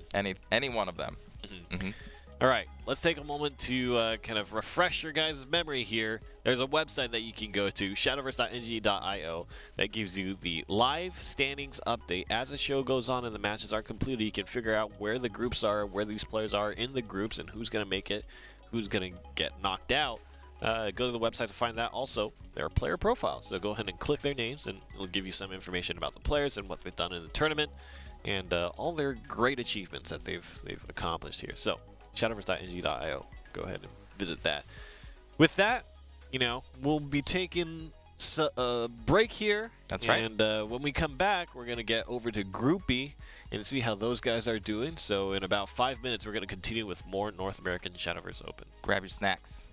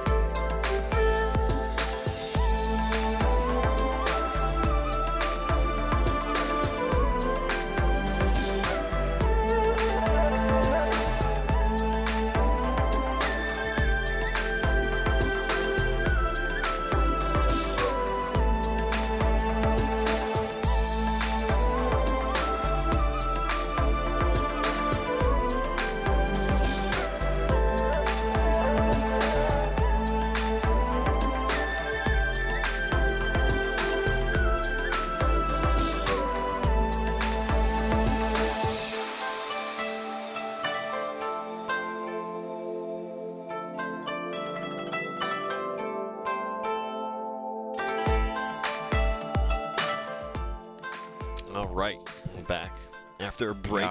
That's right. Gotten a little bit of water. I ate some popcorn.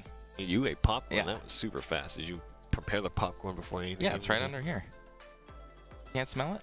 No. Okay, I Doesn't lied. I smell didn't very really good. eat popcorn. You filthy liar. Yeah, let's take a look at Group B here and the following schedule of the day. So we got to see Applica's first Fantasy, Les first Ganker, and then Red and Bottles was ended up being the DQ there, where Red had to forfeit a match. Now we have Jay-Z versus Piao, which is a big match here. Jay-Z, the leading front runner of North America, undefeated, and just on the craziest streak you will ever see. And I would say Piao is the front runner for the MVP for the new player of the season, right? I mean, Piao's been doing crazy things this season. Yep. And then we've got Underwear versus Hacked Rocks, and then Vetu versus Care Package. That's going to be the side of Group B. So I'm looking forward to this match. I think there's going to be some very telling results this week. Yes. As we're heading into week 3, like I said for EU, there's going to be better parity between these players. We're going to start seeing the differences between some of these spots. Or, we could be in a situation like Group A where everything's just chaos. Yeah, just chaos, and we just see, the front runners be front runners and everybody else just vying for that last spot. So we're going to try to, figure out things, kind of dealing with the whole Red and Bottles situation. We're trying to figure out our schedule and make sure that everybody's set in place and things are good to go. Because you have to remember the other players we're expecting to play maybe a little later, but now they might have to jump up, so maybe we got to get to them a little bit sooner. Yeah. But let's talk a little bit about what we expect for Group B here. Jay-Z, the obvious favorite, he's, I think, the second qualified just because of ordering of the matches to go to the World Grand Prix, but he's one of the representatives. There's no really good, there's no like actual seeding or delineation. Right, no, it's just you're going to Japan or you're not. Yeah. Yeah. So, and Jay-Z, two-time champion, season 1, season 2, easy peasy. Easy peasy. And he's scary. I think he's bringing, especially the decks that he has today, it's just, he just said, I'm going to bring the strongest decks. I'm going to play them the best, which is interesting when we kind of try to connect the thread between him and Akamaru Red, probably the leading player in Europe here. We've got the North American champion and the European champion. And I think it's no surprise that they both play very similarly, right? Yeah, they play very deliberately. You don't see them make a lot of play mistakes.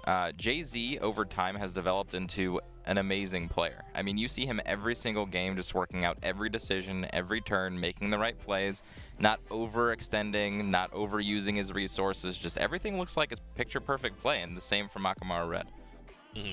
I think, yeah, and we're going to have to see. I do feel like there's a little bit of a pacing difference. I think Akamaru Red is a little bit more aggressive than Jay-Z, whereas Jay-Z has adopted and felt very comfortable in these control matches. Control blood, he's very fine. One thing that I would say they share a lot in common is they're not afraid to go back to meta decks. And we heard Fatina talk a little bit about it yesterday, where there are these good players such as Akamaru Red and Jay-Z that they can take meta decks and just beat anybody with them. They don't have to specifically tech for people. They don't have to do anything crazy. We see in their decks they don't really have that many delineations from a standard meta deck. Like we don't see the the Soul Eaters and the the crazy tech cards in their decks. We just see straightforward gameplay. Yeah, and that has really contributed to the success. Yeah. So, as a little bit of an update, we're going to actually jump over to the Underwear versus Hacked Rocks match first. Oh, cool. And we're going to play that out here. So let's take a look at some of the things in this match that are super important. Underwear versus Hacked Rocks, Havencraft is being played here, which is a big thing that's talked about now. Probably the most underserved out of all the crafts here.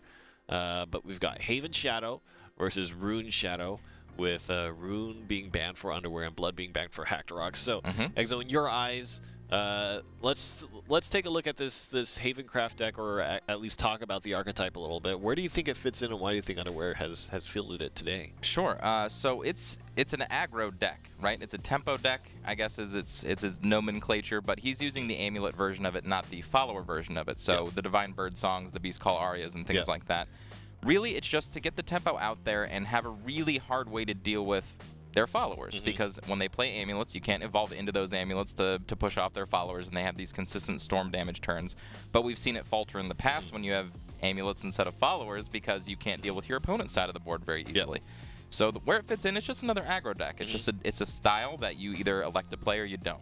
But I like to say, as the wild card match of today, this is it, because we've got Tempo Haven, and on the other side of things, we've got Daria D-Shift, the full mix of things. Yeah, which is the high rolliest of high roll D-Shifts, I feel like. But let's I mean, Havencraft happens to be the deck that we focus in on, because it's definitely the more unique pick out of all of them. Yeah. And the feature card is Wing Sentinel Garuda. And this is kind of a linchpin, I think, of Stormhaven emulate-based decks here. Garuda, talk to us a little bit about the card. Yeah. Why it fits in this deck. We see Garuda in and out of Haven decks all over the place. This is if you want it to be the most aggressive it possibly can. It's a 6-play .44. When it comes into play, you destroy one of your own, or you don't destroy, but you subtract 3 countdown from it. More essentially destroys it. And then you get to deal 3 damage to the enemy leader. This will happen even if you don't have an amulet. So the dealing 3 damage is just this extra effect that we've seen on Master Mage Levi for 6 and things like that. That can still get things done. It's a little less versatile, but still gets the job done when it needs to. And like you mentioned, there's a lot of kind of strong amulets that are put in this deck here that help it push that kind of Storm game plan forward. You get a lot of birdies. Yes, plenty of birdies. And then using March Hare's Tea Time, which is, of course, another. So I actually think it's very interesting, the synergy between March Hares and Garuda. So you get that turn 5, turn 6 kind of combo going out there, and spending your evolution orbs gains you a lot of damage on the side, plus some board control. Moon Almirage is kind of a card that I think wasn't traditionally utilized in this list, but seems like a fitting addition. Well, it's a hark back to the old Tempo Haven deck. So Moon Almirage isn't always a 6-drop in the deck. It's a 7-drop, 8-drop, 9-drop. You know what I mean? It fits that Taurus build, but it can pop out as early as turn 6. It's just another damage option to spike. The interesting things I see about this deck is that Underwear actually elected to go with the Princess Snow White Heavenly Hound early game. Not fully focusing on it, but it's still in the deck as a defensive option. I feel like he kind of wanted to curtail being full aggro with a little bit of his early game.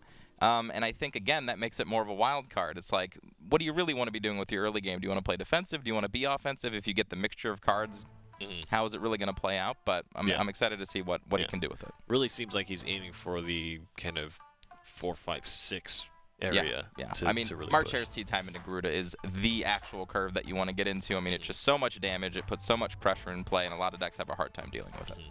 So I'll be interested to see how well that deck does. But on the flip side, Daria D-Shift. Now, when I first was kind of looking at this deck, very confusing to me. You know, it's like, didn't really seem like, oh, you have to throw away your D-Shift if you play the Daria. Well, I don't have a lot of experience with it. I've seen it a couple times. I know Envy does, though, so let's see what she has to say about it. Oh boy, some spicy stuff now, Mofu. Daria D-Shift, Haven as a faction even, and then of course both players with double mid shadow again. This is gonna be fun. Indeed. I'm actually gonna need you to help me here, because I guess you were already like called in for this, but Daria D-Shift, I don't know anything about how this works or if it works, but clearly it's been popular lately. Works. It definitely works. It's to kind of like let the people watching know, yes, this is the full triple frozen mammoth Daria D-Shift. Oh, there it is. It's in hand. This is the spicy JCG winning Daria D-Shift with mammoths in it. You've seen this deck, Mofu. I know you have. I absolutely have. Usually, I assume my opponent is D-Shift when I queue into Rune on a daily relaxing ladder sort of venture, and then they play Frozen Mammoth on 3, and I usually win that game. But I guess that is just people trying this out. So you said, did this? I know this like got top 3 in a JCG. Did it actually win the tournament that it was brought to? Well, I thought it did, but now you have me second guessing myself. I thought it did. If it didn't, then I'm sorry for misspeaking. Sorry. But I imagine that's how it actually got popular in the first place. Easily could have won. I know like top 3 at a JCG is not something to sneeze at. So with you being the person who knows a lot more about this list than I do, and I'm looking at it and I see the good D-Shift cards. There happens to be a map in the middle of it. Do you think that it does all right versus this Haven list? Because this is also a really weird kind of list. This matchup, yeah, it is very weird. You see cards that we don't normally see, like Main Yu and White Tiger, and we also see plays we don't normally see. Hackdorox doing exactly what you're supposed to as D-Shift, throwing out the owl, offering him to the spell immune gods, as you will. Even though Underwear's curve is perfect, you have to summon things. You have to conjure golem. You have to toss your owls out there, you know, so they can find love and actually trade with the board, because your spells are useless. They don't do anything. Yeah, I feel that very much. But I'm fearing for my boy Hackdorox here. I see a main Yu and I see a White Tiger drop down against Rune in general, and I'm already putting my money on the man with the big diamonds, as you can see. Yeah, the barrier from spells, you can't cast anything. It's not like he has options anyway. Hackdorox's not even holding Kaleidoscopic Glow or anything, so it's actually irrelevant that his that Underwear's followers rather are immune to spells. But I mean, Underwear's doing what his deck's supposed to. He's putting down a lot of damage really fast. And the main Yu evolved kind of just usually evolving face for damage is just something that cashes in damage and that's it. It's not really too tough to deal with, but in this kind of a scenario, it's like that's evolving a 2-drop against Rune usually sacrifices a lot of value because Kaleidoscopic Glow just answers it. But we got diamonds over here, so that's not happening. Usually, I mean, honestly, when have you ever evolved a 2-drop even against her? It wasn't already back in your hand. Like, I don't know. What option even is this, right? He can't clear the board, but, I mean, Underwear's going to have him at 1 with this moon. It won't be long now. Right. That moon does follow into a really clean Garuda. You know, I kind of believe in Daria D-Shift. I've seen, like, D-Shift lists that had Daria in it before. I think Mammoth is the most adorable thing I've ever seen in the world. I think that's a really cute tech. And clearly it works if it won a JCG, but I think maybe this isn't really the matchup where we're gonna see this list just kind of shine and show us what it does. Right. D-Shift is much faster these days, but like you said, there's not a matchup that it shines more so. It can't do anything against aggro, really, and this is probably one of the most aggressive curves that Underwear could have gotten. So. Able to just jam this Moon Owl Mirage, force him to deal with it, has the leftover damage afterwards. I mean, I guess part of it is like, this sort of Haven list kind of highlights one of the main things I see Haven being used for nowadays, which is no other class in this game has as impressive of access to the can't be targeted by enemy follower effects and spell effects. I guess you did point out that it only really mattered a little bit this game. Like Kaleidoscopic Blow just kind of off the top did nothing. But even just that little lack of answers, that's like another 4 damage that you're taking. It was, it had very minimal effect on the game overall. It did stop possible things though, right? So when your opponent doesn't have perfect information, you know, there's that chance that like, man, if I just main you into White Tiger, it's good, you know, because we win doing that. But realistically, the play that ended up working there was the bird killing the magic owl. Not allowing that tiger to die until an evolve was available. So that was the better play, really. Right. But, you know, that one wrapped up really quickly. I guess we're going to get another shot. And, like, so to shift gears into a very different archetype here, Mid Shadow's not nearly as fast, or it's a class that doesn't carry the same kind of storm that Haven tries to throw into an, I guess, like, I'd even call like kind of anti-runish kind of list. But this is going to give Hackdorox a lot more time to develop everything. At least on average, I think it might. I also agree with that. I think on average, even Kaleidoscopic Glow. I mean, we did mention how it didn't have much effect last game, but spells that this hand's amazing for Hackdorox. But spells that are able to target followers, they're gonna have a much easier time. Oh my gosh, this hand. He has the hand. Can you walk me through this? Because I mean, I am the young disciple here. I don't know how to play this deck. I've never watched someone play this deck before.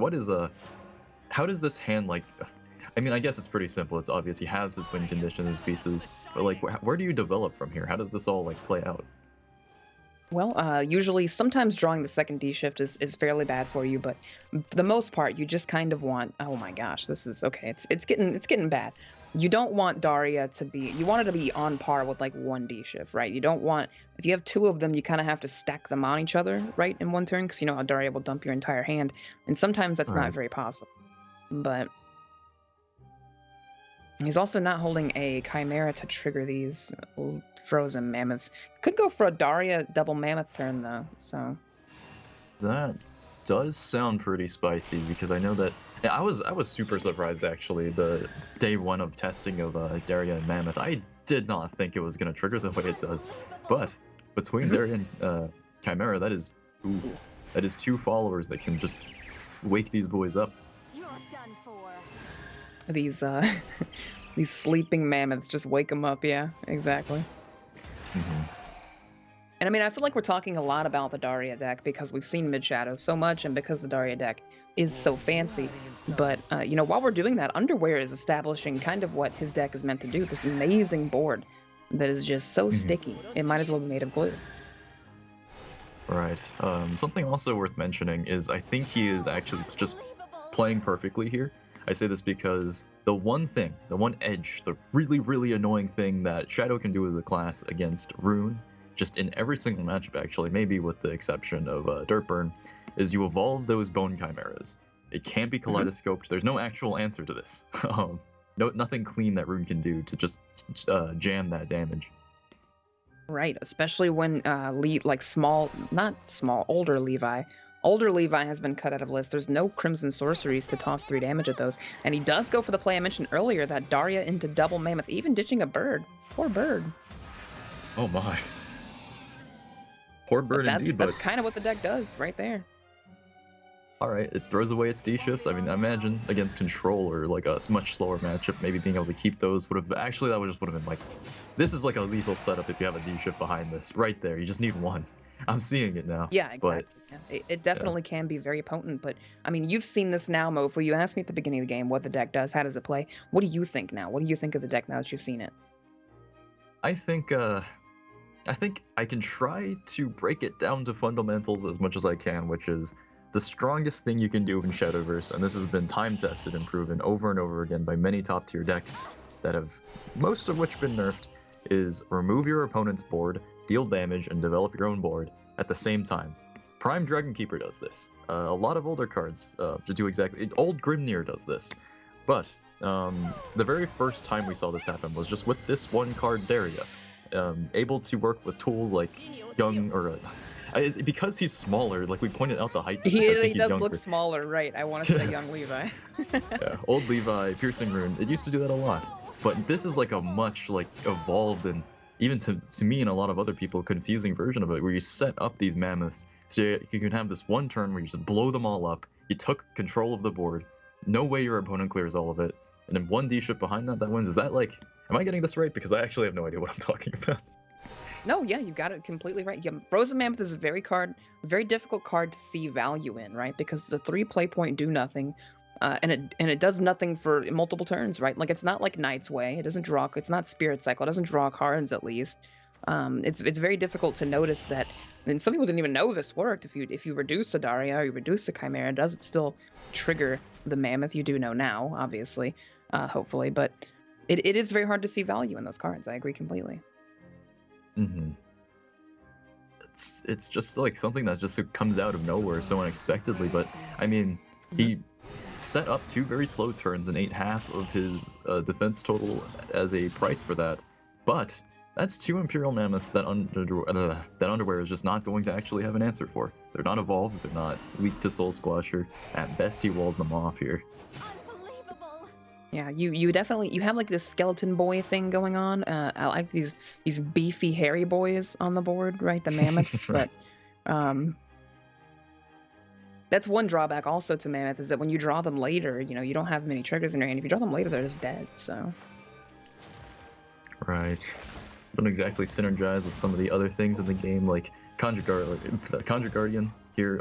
I think these things only cost like 3, and they wouldn't even count as playing a follower anyway.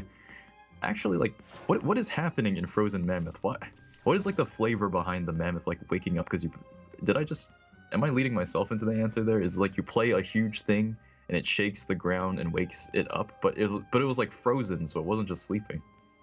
I think it was more just Sign Games wanted us to pay for a 6/7 in a fair way, so they made it, they made it balanced, I guess.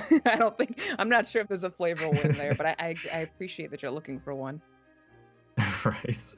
I mean, like, I see them do this a lot, actually. There's a lot of, like, older cards from Basic or Classic that just never really once actually see the light of day from people's collections, and then suddenly they just reappear in like this new printed, easier to access version of it, like Art of the Ninja, or we got a lot of those in Rigid Bahamut actually, like Sadistic Knight, just like attempts at sticking them into different effects.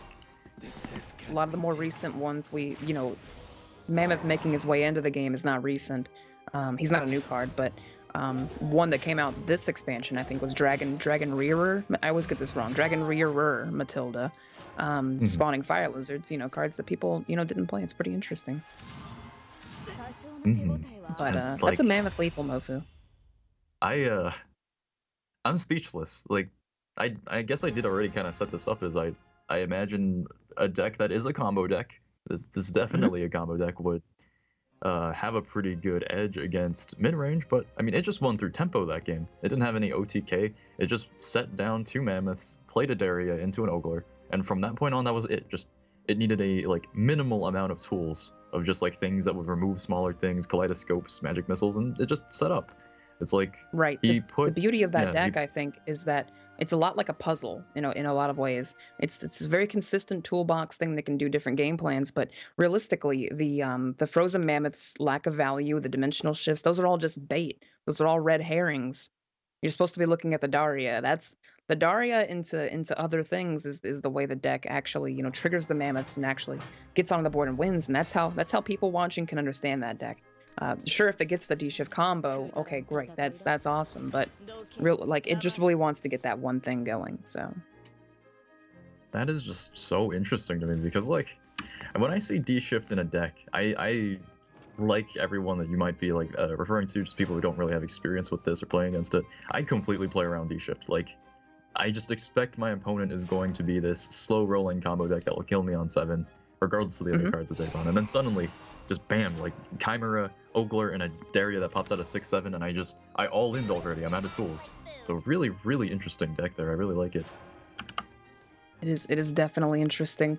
It's becoming the opposite of the Shadowcraft mirror. I think we've seen this every round now. But these decks are a bit different. There are some things like Skeleton Fighter, Shadow Reaper, very interesting card. Talk to me about Shadow Reaper, Mofu. So Shadow Reaper is a card that I remember very fondly because this guy got me to master single-handedly. Back then he cost 2 though. When this card cost 2, I don't think there was actually a stronger card in like maybe the history of Shadow. Well, that might be an exaggeration, but he was easily one of the strongest cards ever printed in the game. Now that he's up to 3, his effect is that he has ambush on the turn you play him, well, in addition to your opponent's next turn. Then he loses it, similar to a Furia. And whenever another allied follower is destroyed, he goes up +1/+1. It doesn't seem like that big of a deal for something that costs 3 and is so behind on stats. But when this guy starts going off, he absolutely doesn't stop, because it can be really difficult to remove him, or he punishes your opponent for actually clearing another series of threats you've already played. It's an amazing card, if I'm like perfectly fair. He fell off, after the nerf. People were like, I don't like this, and I actually know some opinions and some professional players. They still don't like him. They think he's, some say he's too slow. Some say he's a win more card. There are plenty of opinions of him out there. What I find the most interesting about Shadow Reaper is that when he was printed, we didn't even play it. Like, we ignored this card for a long time. I think it was like an entire expansion. I think he got ignored, and he was still just as good. He was 2 play points and he was amazing. I think it was actually a Japanese player like Frieden that he hit like top 10 or something with like just aggro Shadow in a time that everyone was ignoring this class. But especially like after Tempest of the Gods 2, I think that was like the second coming of Shadow Reaper. We already saw how strong this card was, and then we got a follow-up when Prince Catacomb used to cost 3, where you could just, now my entire board doesn't even get removed when I trade it, and my Shadow Reaper gets bigger. That was definitely the icing on the cake. Pre-evolving there, because he's probably gonna zombie party the Belnus. Yeah, doesn't want the Reaper to get sniped. But here it is. It begins. The Reaper begins. The reaping.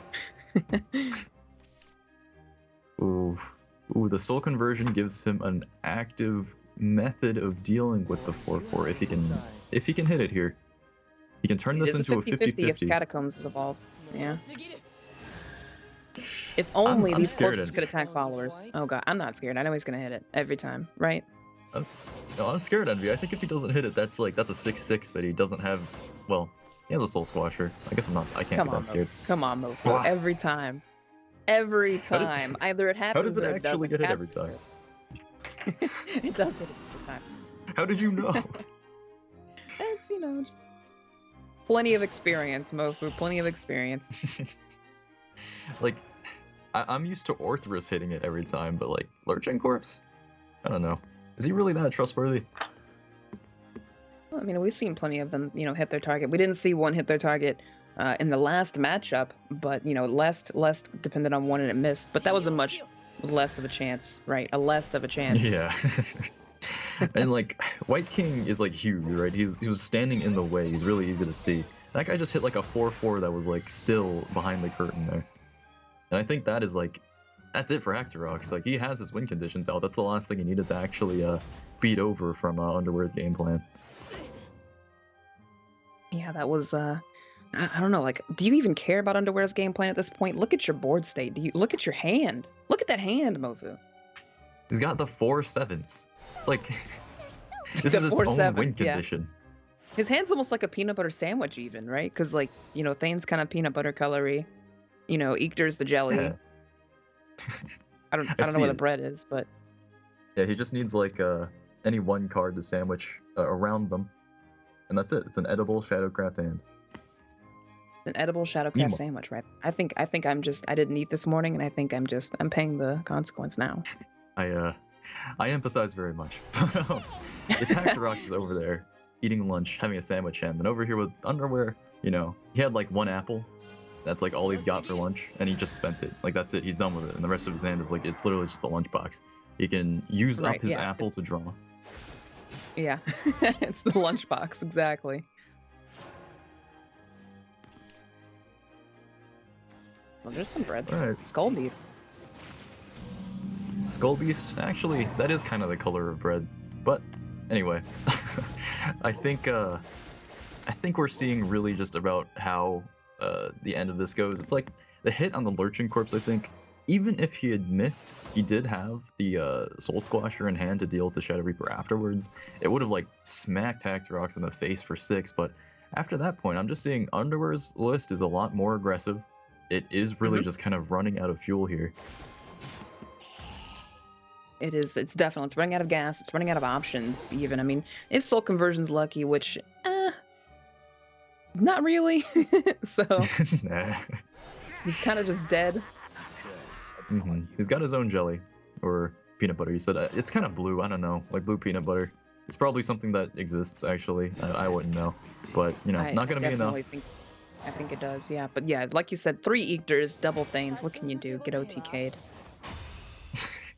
It's the win condition of drawing multiple Eectors in a game. That's really the line of mid shadow here. Yeah, I mean, mid shadow's not even about. It's not even about value. It's about can I draw Eector? Can I draw Eector? And the third option, can I draw Eector? While Thane is also a very important card. Very interesting mirror to watch. Let's see what Rainey has to say about that one. Well, we've seen the mirror a bunch of times Oh, yeah. now, right? Oh, yeah. And really a lot of it, I think, does come down to the early game trades because that leads into your Ector turns, Of right? course. And having the board situated for those Ector turns are so important. Knowing when to push, knowing when to kind of take control of that board is super important. I actually think that Shadow Reaper, I think that increase in cost makes Shadow Reaper so awkward because those turns are so important, right? A 1/1 for 3. It is awkward. I feel like there was a little bit of a misplay that turn. Just ordering and like, do you really Evo the Shadow Reaper? Like, just a whole different suite of options he had there. I would agree, too, that it's about board position going into the Ektar turns. It's just as important, like Envy said, about drawing those Ektars. So getting your Soul Conversions and your Demon Eaters and all of your card quality early, along with setting up for your board with Bone Chimeras and the like, super important. The deck has to flow properly to work. The reason people play it is because it does it more often than not. We just saw the one player draw all of their endgame options this game and the other player not drawing any of their options, and that's just kind of the way it goes sometimes. All right, well, Hackdox will take the win over Underwear and does so in really convincing fashion. Yeah.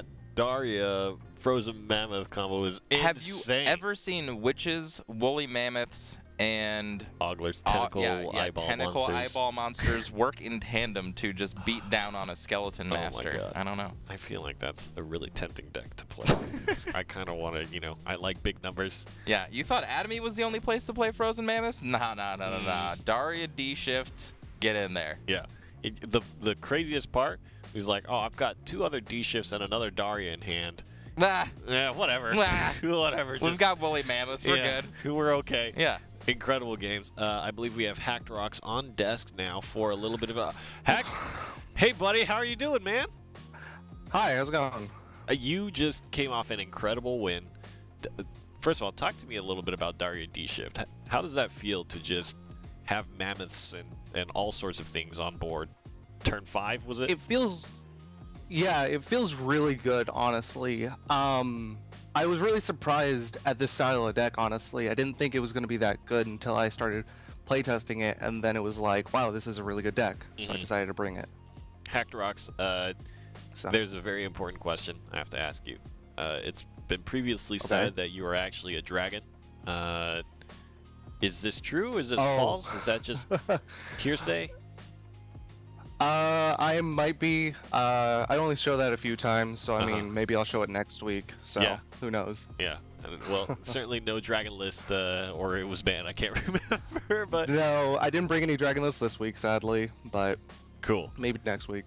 Yeah, I think everybody's eager to see the second sighting of the Hacked Rocks dragon. A few questions here. You have been competing for a while now. Previously you were banned Hacked Rocks, right? That was your team before, and now you're kind of. Are you in a team now? How did you get into competitive Shadowverse? Are card games kind of your thing? Yeah, card games are my thing. I've been playing Magic the Gathering since I was like 10. So I've been playing it for a really long time. And how I got competitive, my best friend, he ended up finding Battlefy, which is where NGE was, and I was like, you know what, I'll give it a shot. I didn't do so great in Season 1, but I really liked Shadowverse, and so I wanted to compete in Season 2, and that's when I qualified. So, yeah. And doing well now? Doing good now, coming off a win against Underwear. What are your thoughts about kind of the rest of your group and kind of your deck preparation? How have you felt about the current season so far? I really like the season. It's a lot more diverse than previous seasons have been before, which is really nice as a competitive. It means that there's a lot more decks that I could bring, which means that I could bring lineups that people might not ever expect. So that's really nice to have. And the rest of my group, I've always been not too scared of everybody. I've always kind of put everybody on an equal, so I'm not really too terrified of the rest of the people in my group. That doesn't mean that they can't win. It's just I'm not necessarily scared of them at all. So in your mind, completely agree. There's a wide variety of decks that you could pick and choose and utilize very competitively. What would you say are your favorite decks to play? What would be your kind of pet archetype? Is there any of that, or do you just like playing things that are kind of new, fresh, and interesting to you? What kind of a player would you say you are? I actually really like Dirt Rune. I've been kind of holding back on playing it all because the last time I brought it was during the regionals, and that's when I bricked really hard and lost, and so I've been very nervous on bringing it again. But now seeing that it's having a lot more success now, I might bring it back. But other than that, that's really the only pet deck that I have, I guess. I really like just being on top of the meta more than just having a pet deck per se. Yeah, and that's definitely something that really helps in I guess competitively overall, but especially in the group stages. One last question for you here. People who support you, people who make this possible for you, would love to know if you have those people out there watching you today, and if you want to send a message out to any of them, any kind of shout-outs that you want to give. I guess I want to give a shout out to Nerd King. He's my friend who originally did bring me into NGE, so without him, I wouldn't have made it this far. And I want to give a shout out to Kriparian. I know that's kind of a little odd, but he was actually the reason why I played Shadowverse in the first place, Awesome. because he did a video on it, and that was the first reason that I ever touched it. So I guess I would give a shout out to him. Nice. Other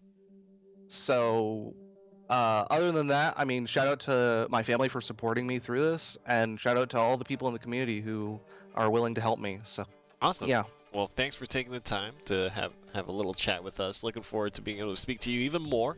Good luck for the rest of the Thank you. season. And we'll be off on our way, continuing down the tournament. Yeah, that's actually pretty cool. Kriparian streams quite a bit of Shadowverse and actually plays a bunch. So it's good to see a player who saw the video, got Absolutely. into Shadowverse, and now is competing. Yeah. That's pretty cool. That's really cool. I mean, you go out there, you just, you're a regular gamer. What do I want to play today? And then you just watch a few videos. You're like, oh, okay. And Crip, I mean, he puts out some good content. So yeah, can't discount him for that. Always really fun to watch. Let's take a look at the updated standings here and see where that puts Hackdarox 2-1 now in his group, tied with Underwear, who he just defeated. And so that means that the group is going to be Jay-Z leading up, Underwear, Hackdarox, then Piao, and then Care Package and Vetu. Now, unfortunately, I can't believe that we actually have to do this twice in a broadcast. But Twice in one day. and especially with a match that we were looking forward to so much, Jay-Z versus Piao is going to end in another forfeit. Piao is nowhere to be found. Yep. Not available for his match, and unfortunately, despite multiple attempts to kind of reach out, still is not present. So we have to kind of offer another kind of disqualify win there for Jay-Z. So apologies to all the viewers, and I know that there's kind of a lot of competition that you guys are looking forward to seeing, and we were looking forward to seeing Jay-Z versus Piao as well, and Red M Bottles. So again, deepest apologies. Two great matches for, today. deepest apologies for the lost opportunity there. We want to make sure that we're continuing to keep these players informed and make sure that they're available for their matches and that the tournament can run smoothly. And plus, we have to keep it fair for everyone. Yeah. I mean, if you don't show up for your match, we can't wait, another couple extra hours for you, anything like that. You got to be in your spot. If you're not, got to move on. So, sorry to all you viewers out there who are looking forward to the match. Thank you for your understanding and your patience. And again, unfortunate situation that we have to kind of resolve the match in this way. But we do have a great match lined up for the last match of the day. I'm excited to see this one. Okay, This one is where we're putting all of our marbles. We got Care Package, one of my favorites, versus V2. Talk to us a little bit about it. I feel like with Care, we have such an interesting journey with Care Package. Like I feel like we're always kind of watching Care Package's growth, like by his side, and watching him every week in his matches struggle and have success, and then struggle again and have success. Vetu is a newer face. Made an outstanding run in the Contenders Cup and is one of North America's representatives to go to the World Grand Prix. So it's going to be interesting to see how he plays out here. Been having not the easiest run here. Obviously, his group is tough. I mean, both these groups are incredibly difficult. Absolutely. So we'll see if he can start spinning up some games heading towards the end of the year, because it's going to be super important for him kind of going to the World Grand Prix. And his opponent, Care Package, here, on the bottom of the group, but not to be taken lightly, right? They both have things to prove today. They both have, a mission, basically, to say, I'm here to stay. This is where I belong, and I can't wait to see it. I'm ready for these guys. Yeah. Tell me a little bit about the archetypes that they're running here. Yes. In your mind, how is this? How was the deck building and the preparation for these two players? Yeah, so V2, it looks like he's running the standard Mid Shadow and Ram Dragon. We've seen it for most of our players today. The NA teams, I don't know what they do. I think they all lock themselves in a bubble, and they're like, you know what? These are the decks we're gonna play. Okay, just letting everybody know. And then we have some outliers. So we see Care Package today running Dirt Rune and Vengeance Blood. So two very aggressive, highly skill-intensive decks on how to execute their game plans versus two known meta decks. So I feel like this is a really good clash of can you beat the meta, or are you going to fall to the meta? Yep. And let's take a look. Let's focus in on one of Vetu's lists. And this is a list hated by many or loved by many. Control Blood. Control Blood is a deck that exists. And this is why it gets banned out, because it is so strong, but yeah. Righteous Devil. Oh, goodness. Righteous Devil. This guy can heal you up for infinity health, it feels like.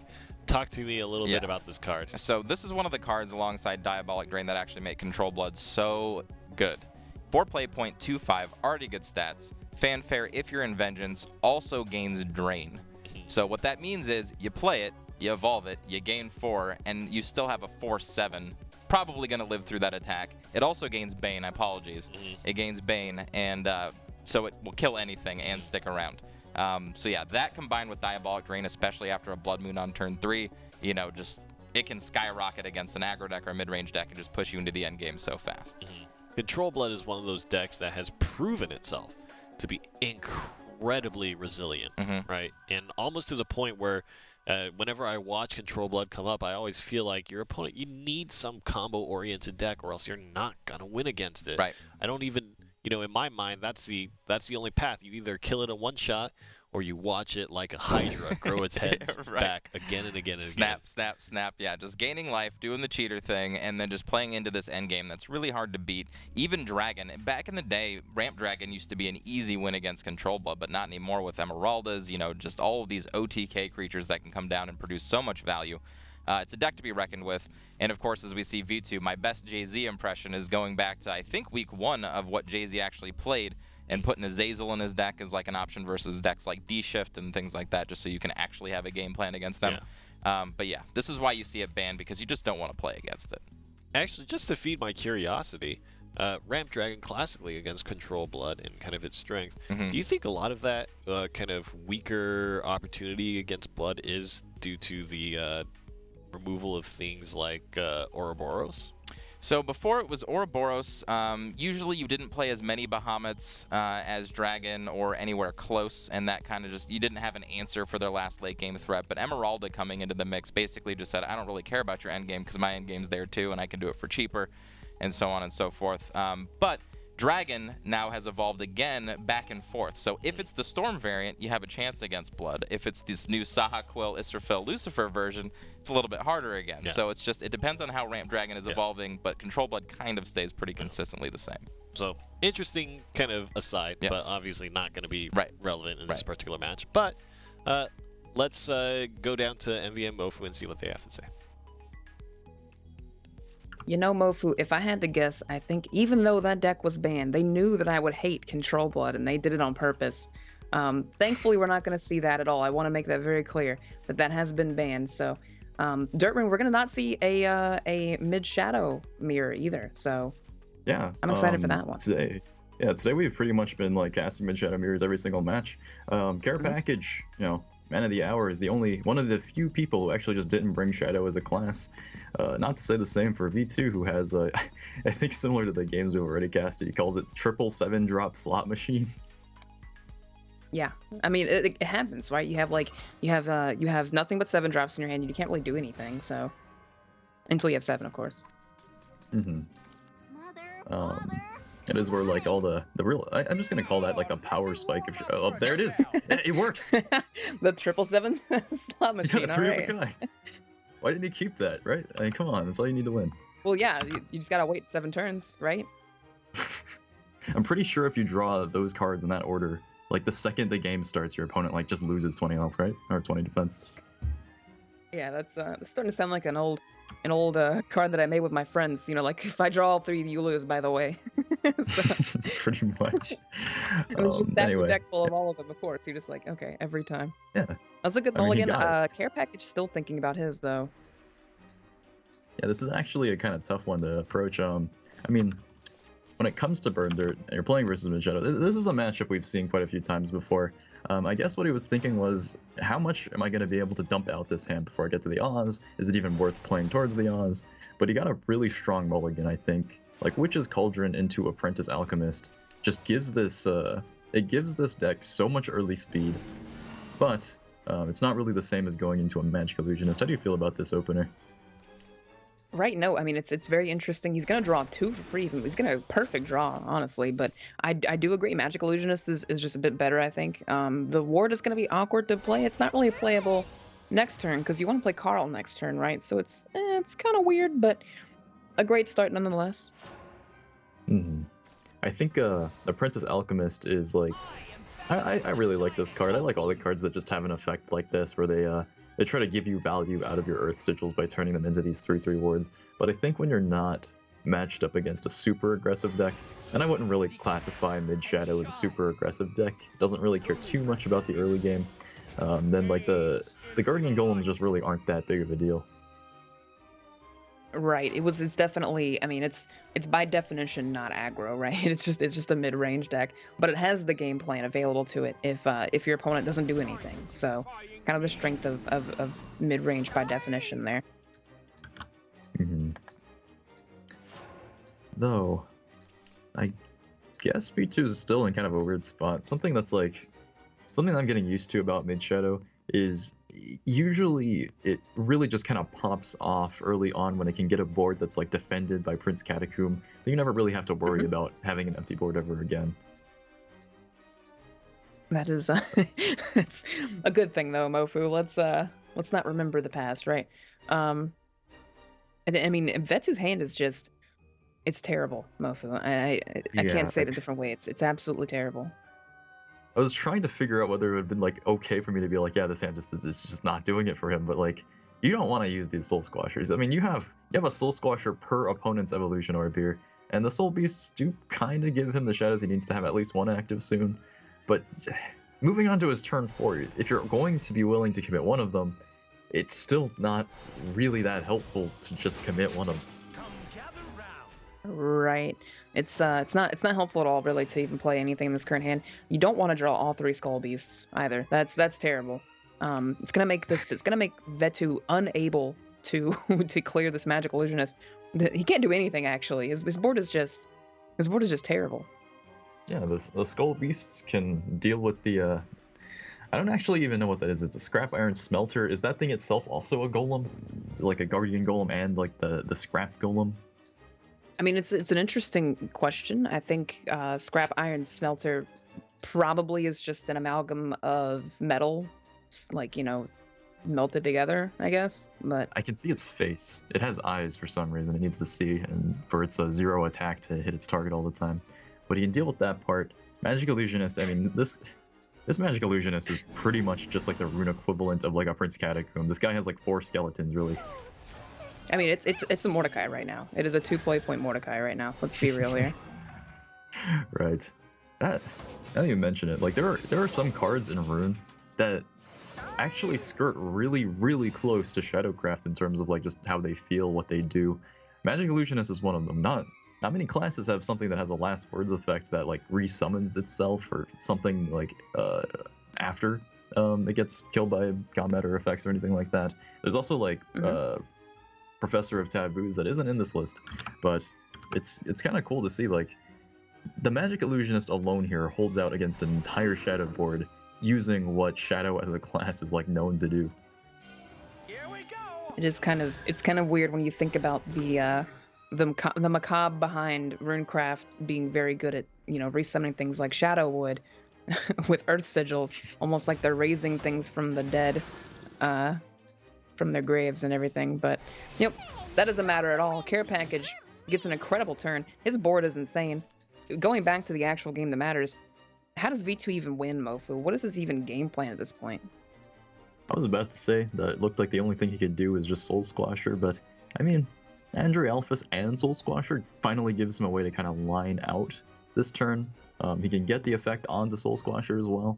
Just kind of trade out a little bit, get a bit of damage face. I think he just needs to kind of last until he can get to this Thane, and unknowingly, because he can't see Care Package's hand obviously, hope that Care Package doesn't actually just get to slam a Master Mage Levi anytime soon, because his board is not prepared for that. Right, Master Mage Levi would flip this upside down. He does have a draw step before now and the next turn, but you are right in the sense that, you know, there's not really many options. And these Skull Beasts are just going to keep pecking down. They're going to keep hitting for 1. They're not going to do anything, really, but they are going to... Oh, never mind. Okay, never mind.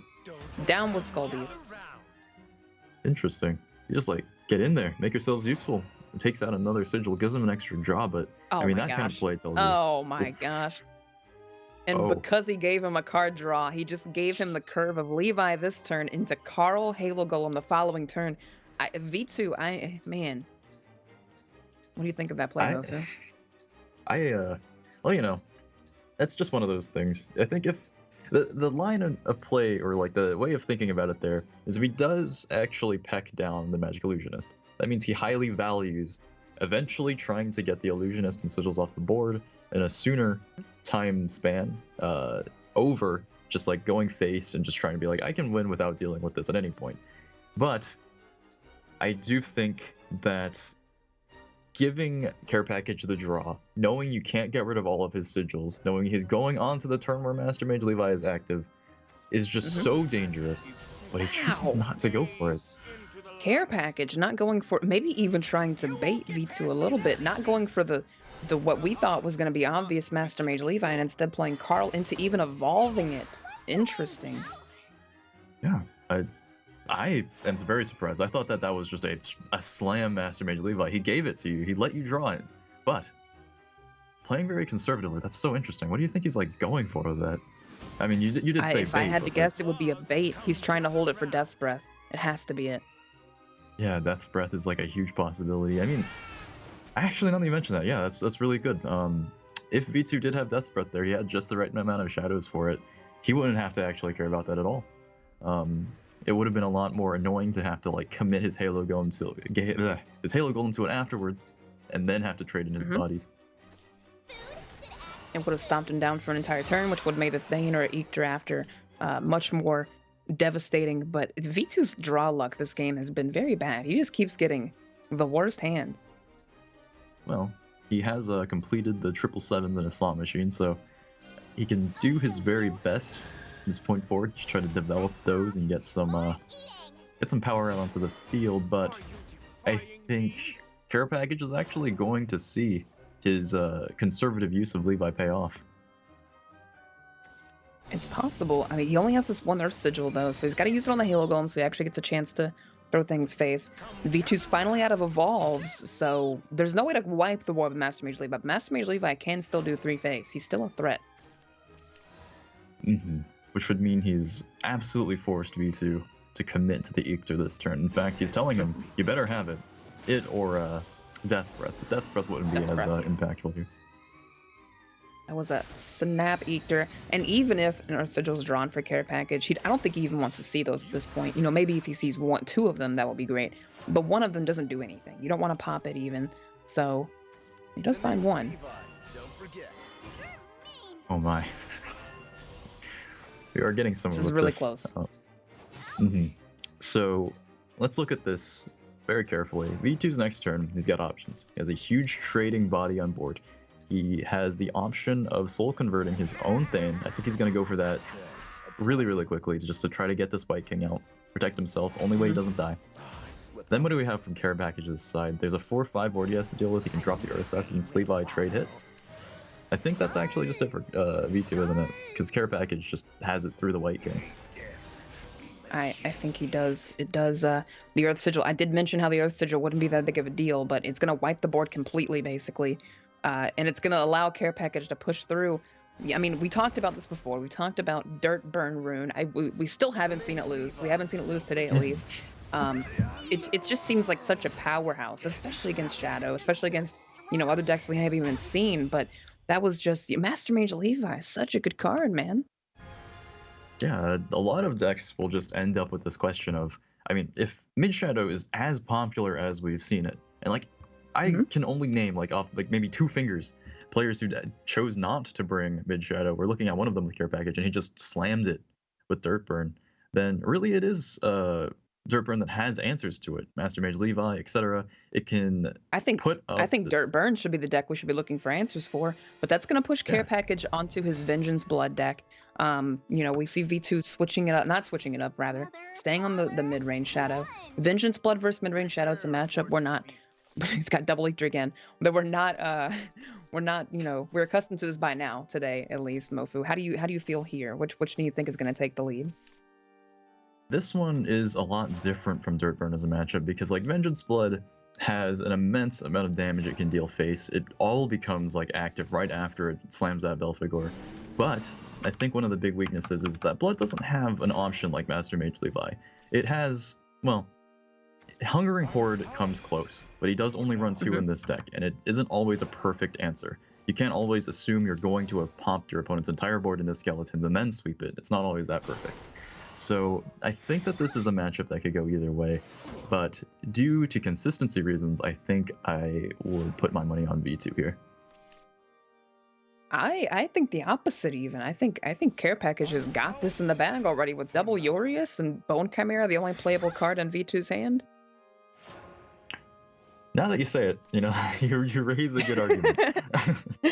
If he plays the Bone Chimera, Urius can just, you know, crash into it, cause him to take 2 just from getting the shadows. There's not really much you can do. And if you don't do damage to him this turn, and then, you know, Prince Catacombs comes down, your own followers are just pinging you every turn, and that feels bad. No, I'm gonna stick to my previous statement in that I do think in a normal environment that V2 would have had the advantage here. I think it's just his opener, which is like, if you open a Skull Beast into a Lurching Corpse, which can't help you actually pick away at Urius's, God, that just, I'm wincing. I can't look at this. I can't look at this. But as I was saying, you're on the draw, so you don't really have any options that help you take out Urius as he hits the board. And then your turn 3 and 4 are Bone Chimera into Catacomb, and you don't have anything else that helps you. Yeah, in that situation, this is looking pretty hopeless. It's definitely, I think the game is actually already over. You can't kill Urius this turn, right? The Lurching Corpse can't kill itself on Spiderweb Imp because Lurching Corpse is too powerful even of toughness, right? This is just, oh gosh, Mofu. I'm gonna be honest, Envy. This looks like a co-op game here. It kind of looks like Care Package and V2 are. It's those two versus V2 right now. Like they're working together. Yeah, V2's working with Care Package to make sure. This is like those old like custom games you'd play where one player tries to help kill themselves off because you wanted to get the gold off the mission, right? Exactly that. Oh, I mean, I think we saw this like a long time ago. Maybe the very first time I was casting, where like Sword did this exact same thing to Shadow by just getting this Bladed Hedgehog up to like 13 attack off of this exact setup where the Shadow side drew nothing but skeleton generators and no actual significant tools to help it get back in there. Now we just see Urius protected the entire game. This is just, oh gosh.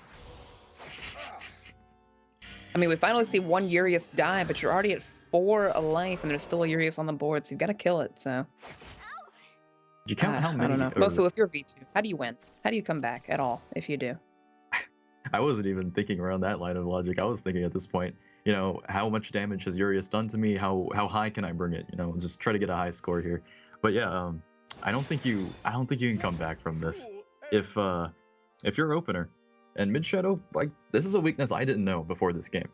If you're mid shadow and you just draw nothing but skeleton generators, which is like the strength of Shadow as a class, is that your followers are so sticky they keep summoning more things, but you can't get rid of a card that punishes you for doing exactly that, then where are you actually going? How do you win? You're at 2 health on turn 5, and it's like your own deck's fault. Yeah, it feels bad. Your deck, it's like a Zoe kind of effect, right?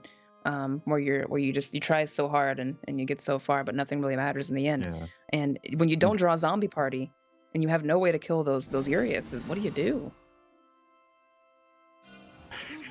Gosh, at very most I think like if he drew zombie party, then we could still be approaching this game from like a perfectly analytical standpoint. What can he do? What are his options? But I think here, I mean, he's not dead yet. He plays around Vengeance, and that's he's very not dead good. just yet. Yeah. Oh God. Uh-oh. It's a good hand though. Double Angel of the Word. I never thought I'd say this ever, but Double Angel of the Word is a fantastic closer next turn. Mm-hmm.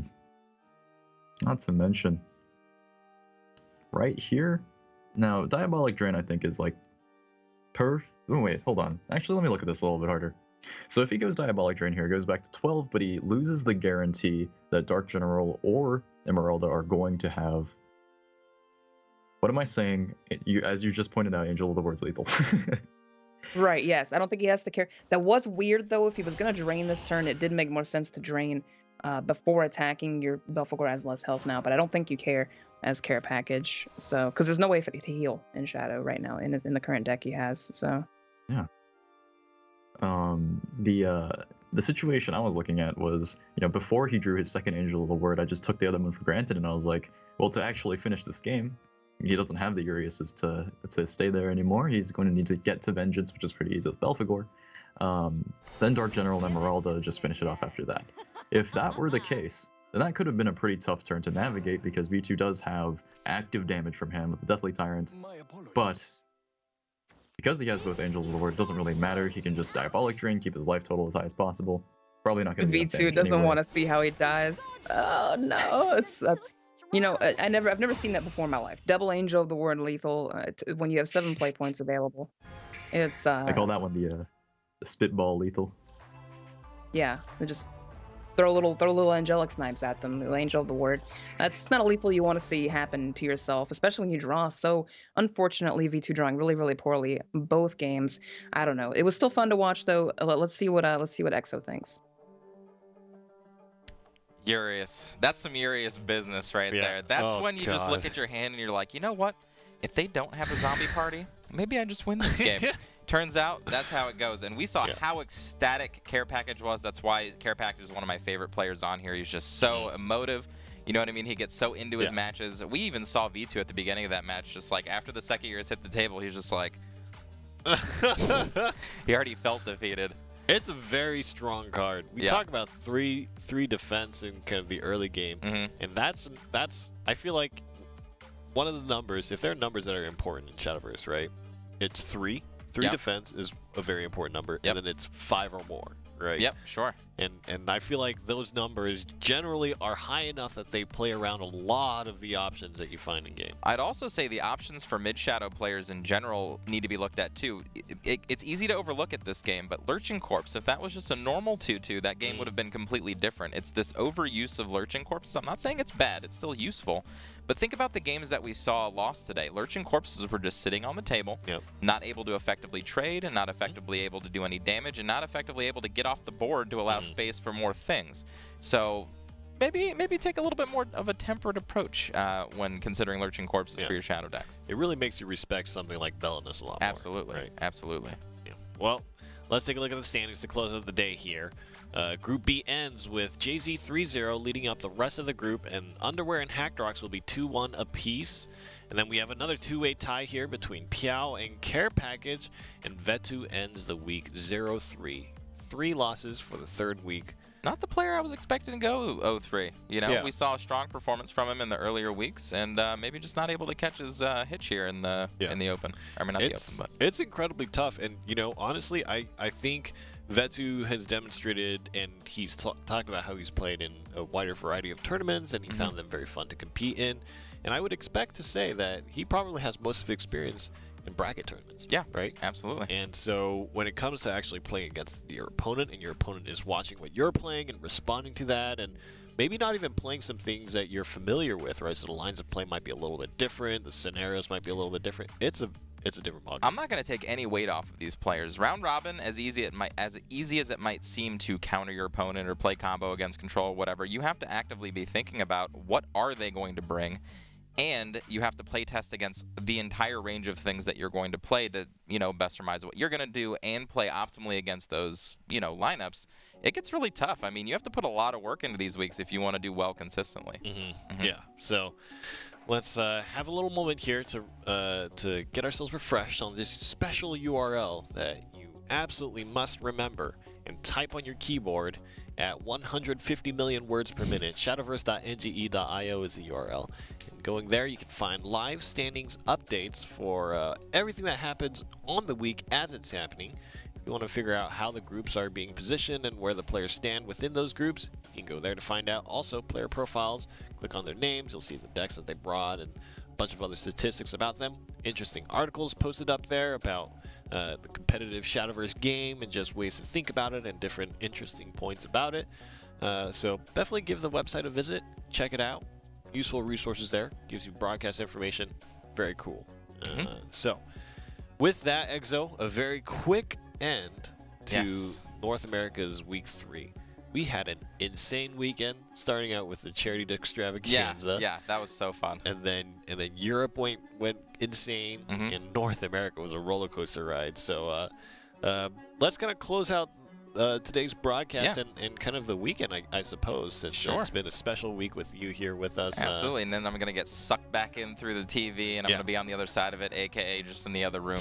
I'm not allowed in this room most of the time. They just gave me special privileges this weekend. But the Extravaganza was wonderful. I mean, we got to see a lot of our community leaders, people involved in our community. I mean, charities got donated to. You know, it was a great day. Yesterday we had some stellar play. Today, you know, we had a few issues and that kind of thing, but the games that we did watch were awesome. I mean, yes, a lot of mid-shadow versus mid-shadow, but that's where you actually get to see a lot of technical play creep out. So definitely enjoy watching those matchups. But the weekend's been great. I'm looking forward to next week. And these players are now starting to feel the pressure. You can see it on their faces. I want to see how they can overcome that pressure and become the champions that I know they can be. Yeah, and absolutely agree with you there.